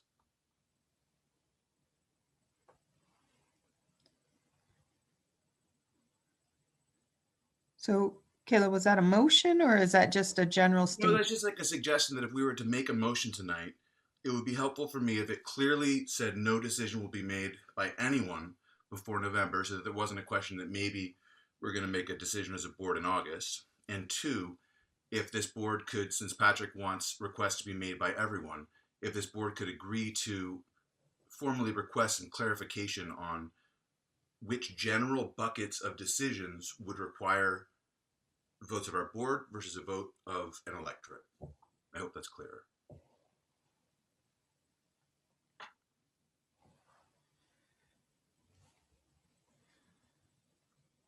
Dave. So I think it's a debate and a potential legal battle. Who needs to vote on what, Caleb? I think the timeline set forth here, it can be extended. We get to August and we haven't figured it out. Or we've made a decision in July and we're ready to go. I mean, and since there's no other election happening in November, it's not like we couldn't mail out ballots in, September and have people vote. There's, as far as I know at the moment, there's no other election happening in November. So, it's all fluid, and I just think the chair and her committee has put together a reasonable timeline that we move forward with that. If you want to table the vote until we've had a chance to look at the documents, I can understand that. I hate voting on stuff when I don't have documents ahead of time. I understand Sarah's concern. So if you want to postpone voting on this timeline until tomorrow night's meeting, aren't we meeting tomorrow night on the budget, or do I have my calendar screwed up?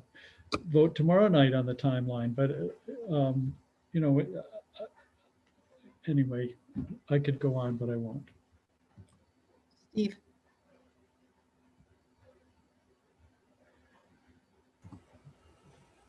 So I wouldn't mind voting tonight on the general principle. I think what we're going to do at each meeting and the whole agenda that's laid out, I think that's tough to debate and vote on tonight, but I think the general concept, now that Patrick says he thinks he can sort of handle that time frame, I'm willing to vote on the general concept of putting it off till November. And I've said all along, I think people ought to vote on whatever we do. So I'm happy to hear whatever information the lawyers have. And I think we could also have a motion tonight to ask Patrick to get the executive session with Mr. Mead going and have that as soon as possible and get that out of the way. Okay, and Kevin, I think. So I just want to clarify a little bit as far as the timeline is concerned. People talk, I'm hearing discussion about November, but I would like to clarify that we would keep the meeting schedule and the retreat schedule as well, with a possible decision to go out for vote if necessary in the fall or something. I don't want to lose sight of the lineup for the meetings. If the content of the meeting shifts a little bit, so be it. But I think we need to keep that meeting sequence visible as well.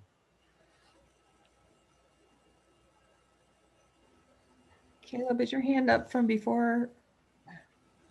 Or are you up again? Okay, that's all right. You keep jumping around, so I'm like, oh wait, is his hand up again? Yeah, my bad. Forgot to put it down. No. Okay. So it's up to you. Is there a motion? Nope. Person I'm sorry. I'm not going to make a motion. I think I'm going to abstain from this if we move with a motion on it tonight, because I'm a little confused, mea culpa there. But no, I don't have a motion. I was just throwing that out there as an idea because I wanted to see if others were seeking that same kind of clarity. It doesn't sound like it, and that's fine. Okay.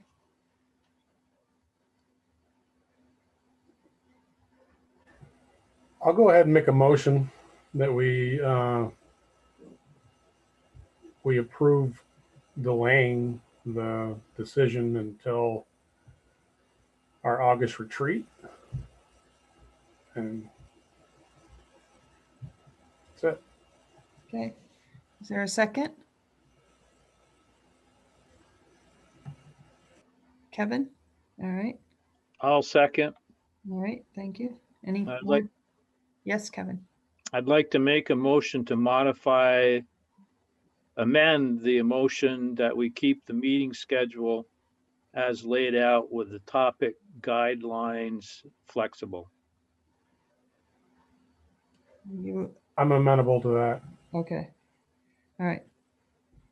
So the motion is to extend the timeline to the August board retreat and keep the meeting schedule as it's laid out. The content might be different, but the timing as far as the additional meeting per month, keep that. Yeah, Rob. but the meeting agenda is to be determined. Yep. Rob.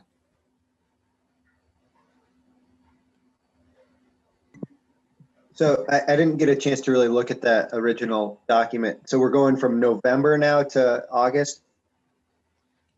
August in the timeline was originally the August retreat, finalized the proposal, outlined the fall work plan needed to inform and engage with community ahead of a decision in November that was the original, in the original timeline schedule.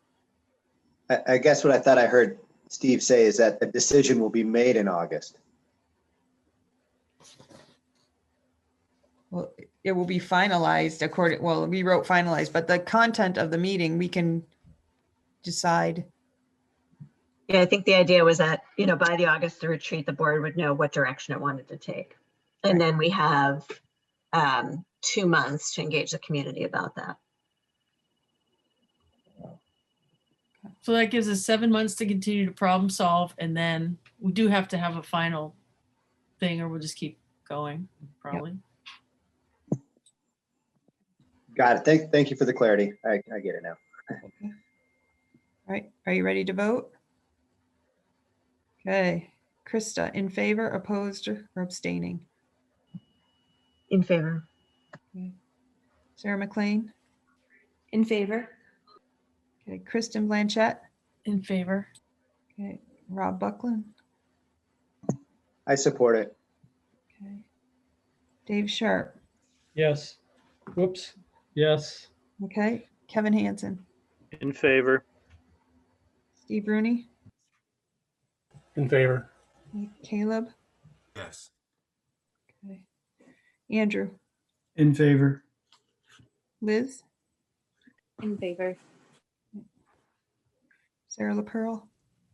In favor. Okay.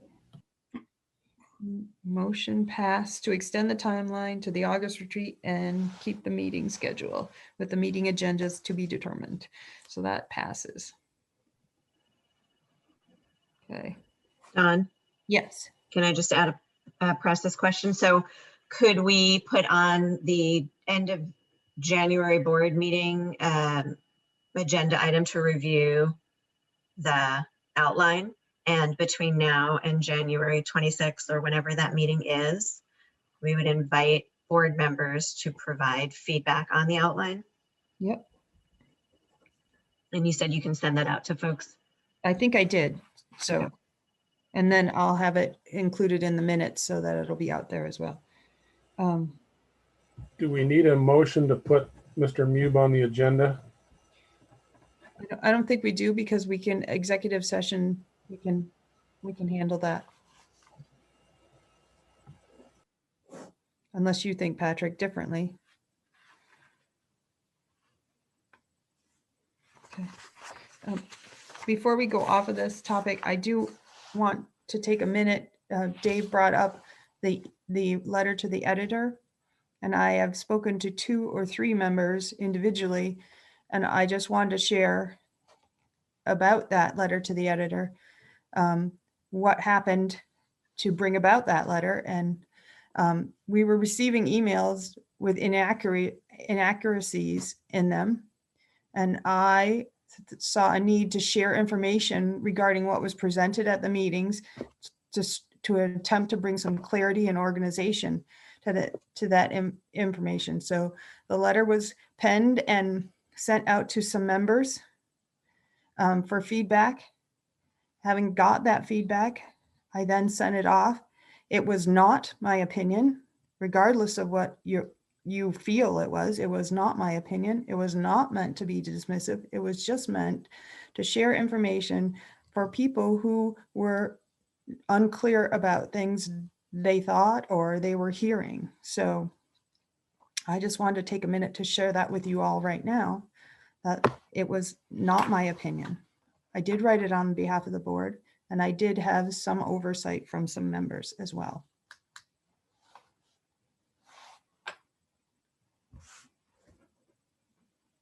Rob.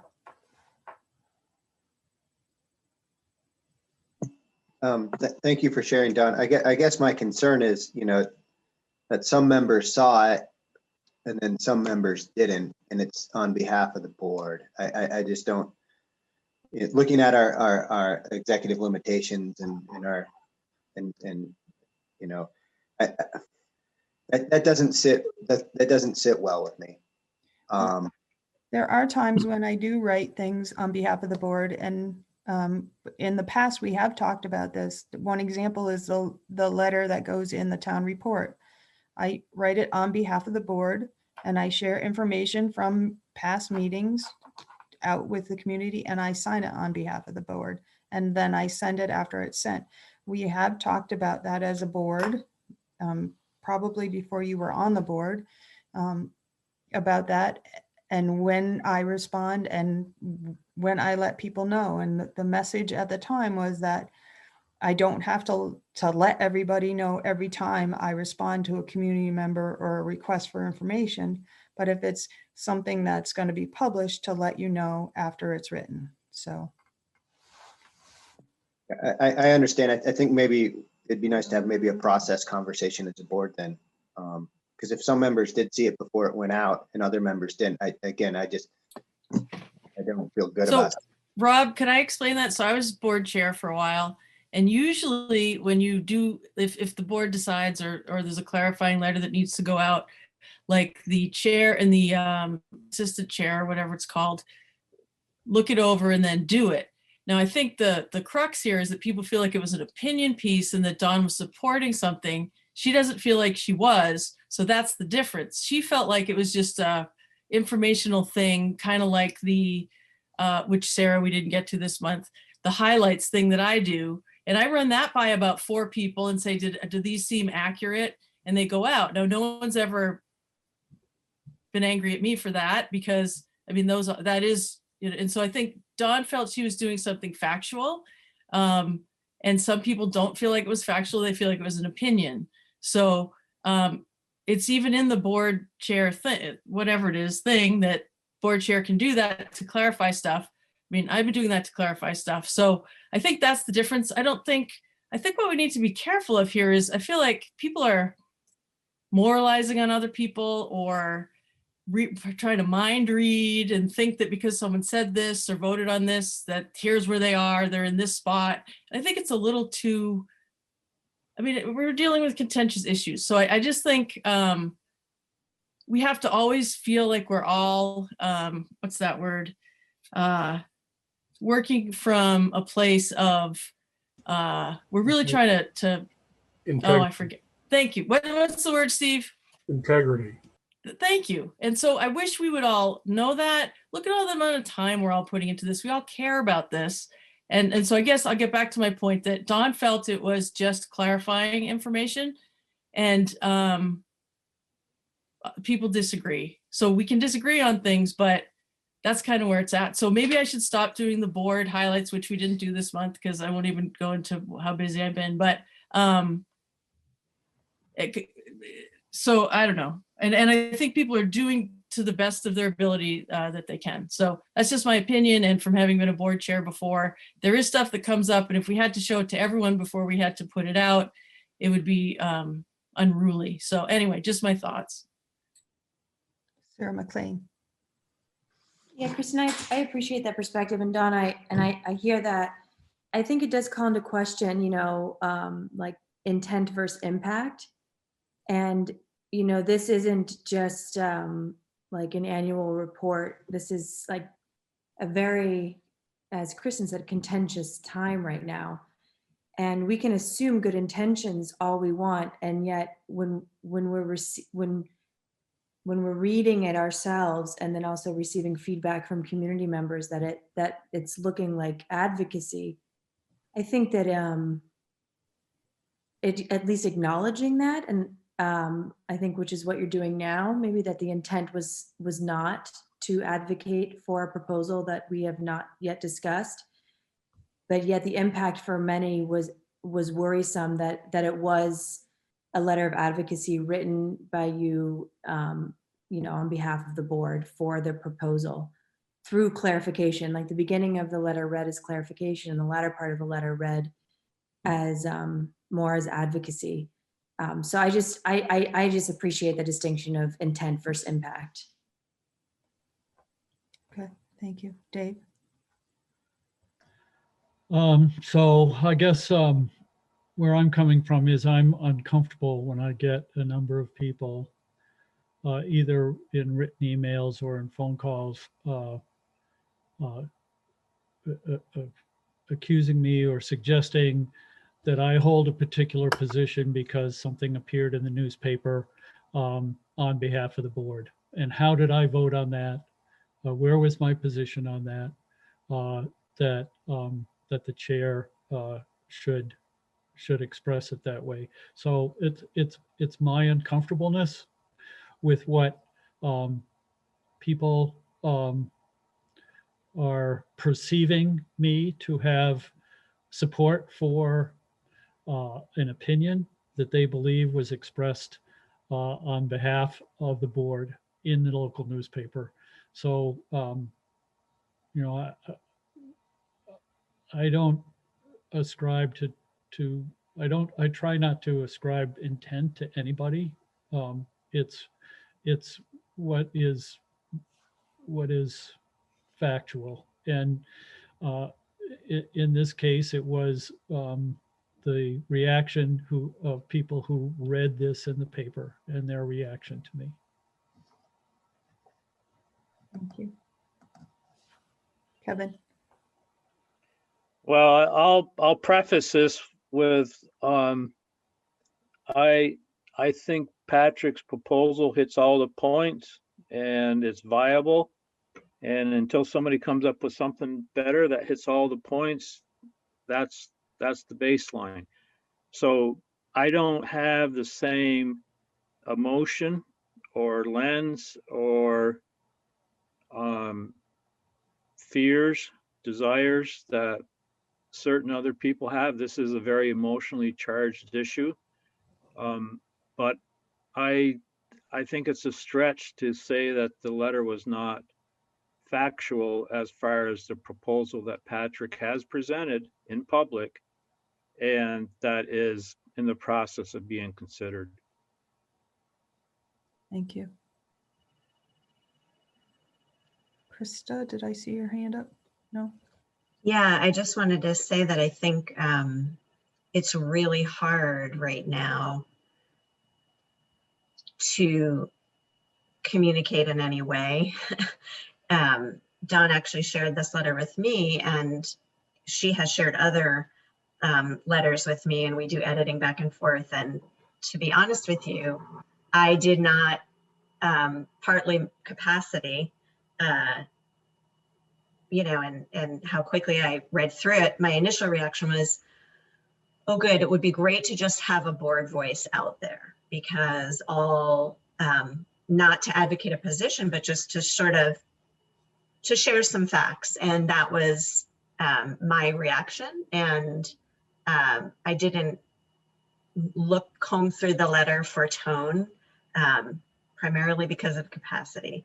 But I was grateful that we were putting something out there, because I think sometimes we get faulted for not sharing enough. And then sometimes we get faulted for communicating and it isn't the right thing. And so I think it's just, maybe it's a lesson learned for me, perhaps, that when we are dealing with something so high stakes, maybe we do need to tailor our process. But I also just want to recognize that I know, like, as the chair of the Community Engagement Committee, to stay on top of managing the communication with our community in both an efficient way and a mindful way and a respectful way it's really hard.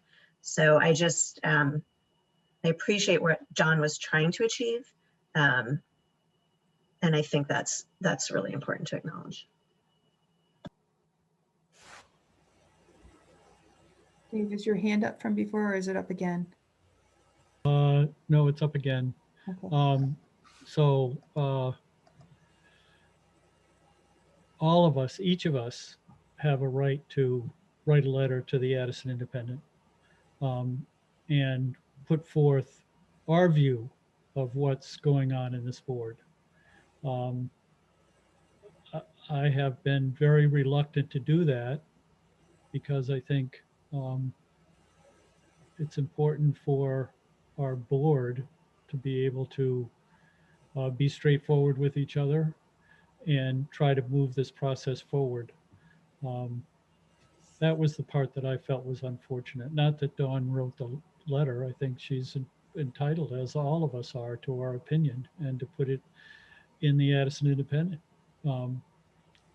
It was just to say it was on behalf of the board implies some sort of vote that the board took to support the proposal. And we took no such vote yet.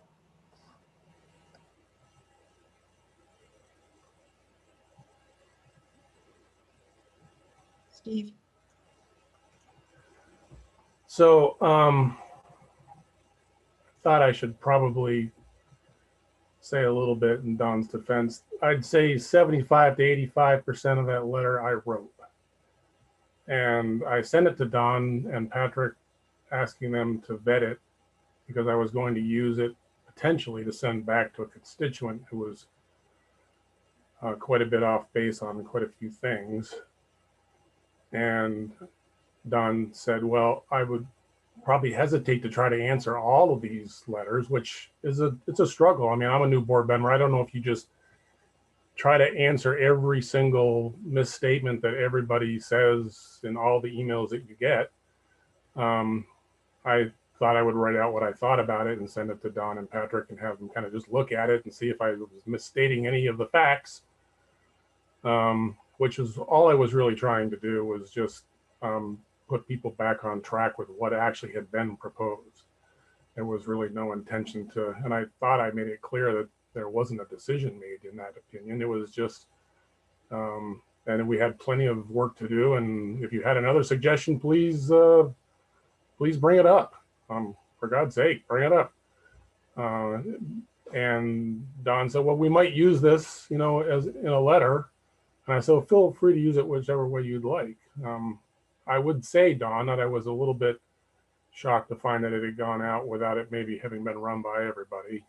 It's just the nature of the discussion that we're talking about and the emotional charge that goes with it that makes this, I think, a bit of a special condition, and that people are very easily going to read into a letter of this type that somebody's taking a stand, which was not any way in shape or form what the intent of that was from the author. So I just thought I wanted to put that out there. Thank you.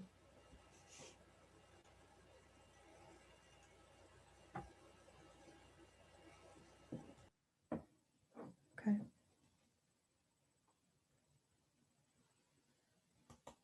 I have heard you, and I will take all that you've said in any future process. All right.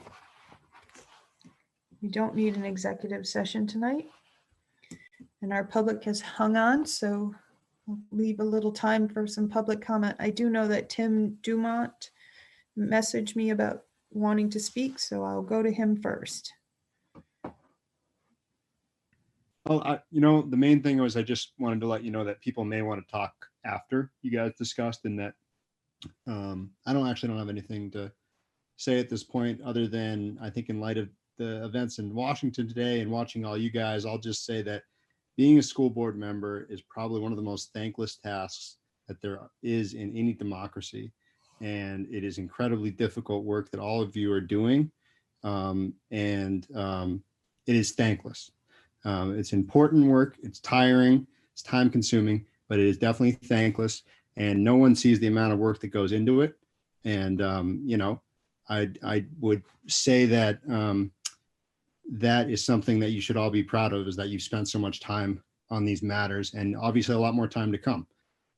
But I will say that there are some wonderful educators on this call that have stuck it out, some of whom helped me get through some difficult years when I was in second and third and fourth and fifth grade at Lincoln Elementary, that are the reason why I am wherever I am today, and many others.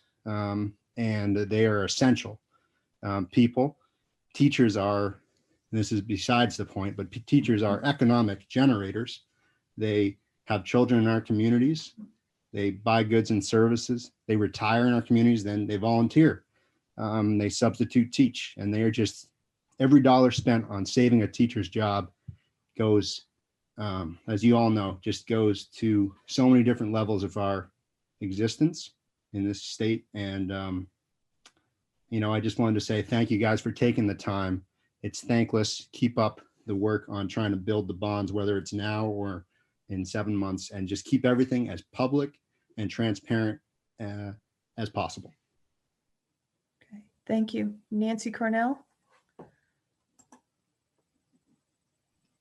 Thanks. I wanted you all, I first of all wanted to say that I wanted to make sure that everyone was aware that people from 4 of our 5 towns sent you all the same letter, and it was signed by 568 people, that letter.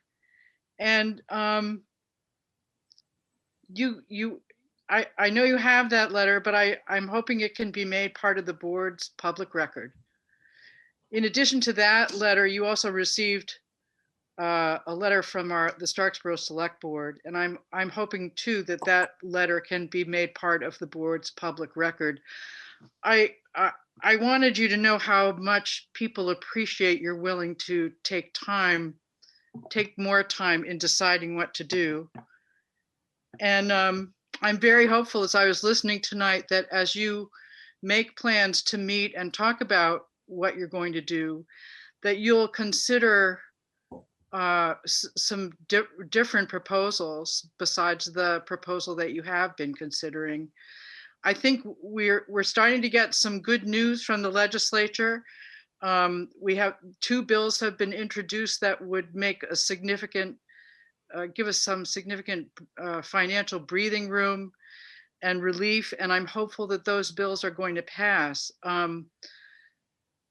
But I also just wanted you to know that I hope you know that that I and many other community members from the 5 towns are eager to offer assistance as you do this work. And I hope you'll call on us when that feels appropriate to you. So thank you so much. Thank you, Nancy. Paul Forlenza. Thank you. Just really quickly, 2 points. One is I'm glad that it looks like you're going to take extra time to make this decision and that you're moving away from sort of a binary situation where it's either the superintendent's recommendation or staying where you are. And I'm hoping that in March, if that's what you choose to do, that Lincoln can make a serious proposal. The second thing I'd say is, I think Patrick, you owe it to the board and maybe the community to have Mr. Mew write a legal opinion. Whether you share it with the community or not is a different story. But I think the board members, it needs to be clear to the board members where he stands. I heard him say several different things that were in conflict. And I would ask you to include a link to the legal opinion that our attorney gave. It's not confrontational. It simply says this is the way we look at several articles. So thank you. Okay, thank you, Paul. And then I think I saw Mike Fisher. Is he still there? Yeah, thank you. So I wanted to respond a little bit. I guess I want to thank everybody for the long and difficult process tonight and in previous nights. And I wanted to respond a little bit to the sentiment I've heard. Why does this have to be so adversarial? And just to recognize, hey, democracy is messy. You know, this is what it is. And you know, I sort of wanted to thank Don and Krista and Caleb and Herb and Nancy and Sarah LaPearl. I think that's the people who are here tonight in this meeting, who were in, and Patrick, by the way, who were active parts of the Act 46 committee. Correct me if I've missed somebody, but you know, we had a long, difficult process. And hey, I lost a lot of battles in that process, but I think we had a real success together in writing an interesting set of articles that that are our agreement to bring the towns together. I don't think, you know, we're going to have some differences of opinion about how to interpret those articles, obviously, but you know, I think the real point is we're not storming the gates. We're engaging in a process. It's messy.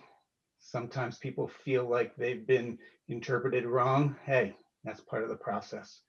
And so I guess I just wanted to put it in a little perspective given what we've seen on the national scene.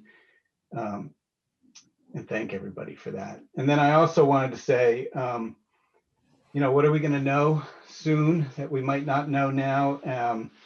You know, in the e-board, I think it was yesterday, our 2 state economists reflected on, you know, Carr and Cavett reflected on a few things that they've just never seen before.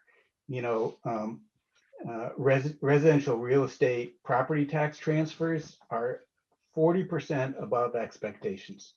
Nobody could have predicted that they would see as much sale of residential property as we're seeing right now. Now, that's not happening uniformly throughout the state, but it is sort of an unheard of change. And, we received 20% in 2020, we received 20% of our gross domestic product in straight federal stimulus. Nobody would have predicted that. And though a lot of that money, almost none of that money went to tax revenue, to supporting tax revenue like activities, we're seeing the multiplier effect in our revenues to the degree that though it was expected that the ed fund would be in real trouble, it's 18.6 million. We was announced, I think it was yesterday, that it's 18.6 million to the positive. Nobody expected that. And given what happened today in Washington and what happened a few weeks ago in Georgia, one of my favorite quotes from the e-board was Jeff Carr said, "We're all Keynesians now." The federal government is in the business of providing more stimulus and more support to the states and to local government. And so we don't know exactly how that's going to turn out, but it's going to change the picture. I don't believe that's going to get us out of the long-term economic challenges that you guys are all describing, but I do believe it will provide some breathing room. So having said all of that, thank you. And thank you for your decision to give yourselves some breathing room to let some of that play out. I think that was the last one with the hands. I don't see any other hands up. So thank you for hanging in and giving your comments. Would you be in favor of postponing the meeting evaluation to tomorrow night and lumping the two meetings together? Okay. All right. And I'm sorry we've gone over our time, but it was important and we needed to get, oh, sorry, Herb, looks like you got your hand up.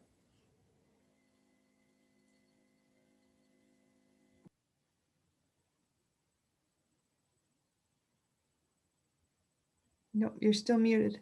Yeah, I'm sorry about that. I was punching buttons all over the place and couldn't get the right one. Just a couple of things. I really appreciate the board for and the superintendent for taking a little more time to try to work this out. I think it was the right thing to do, and I think. I very much appreciate what the board did there. I also appreciate the comments by, I was hearing a lot of members saying, willing to explore other alternatives. I think we need financially feasible alternatives, but I was hearing that people were really interested in welcoming, hearing, and trying to explore those alternatives. So two very positive outcomes for me from this board meeting, and I appreciate your work. Thank you. Thank you, Herb. Okay. All right. Is there a motion to adjourn? So moved. Krista. Second, Sarah LaPearl. Sarah LaPearl. All right. All those in favor of adjourning, please say aye. So I don't have to. Aye. Aye. All right. Aye. 10:18. Thank you all. See you Good tomorrow night. night. Thank you, Thank you, everyone. Dawn. See you tomorrow. Thank you, Don. Thank you, Dawn.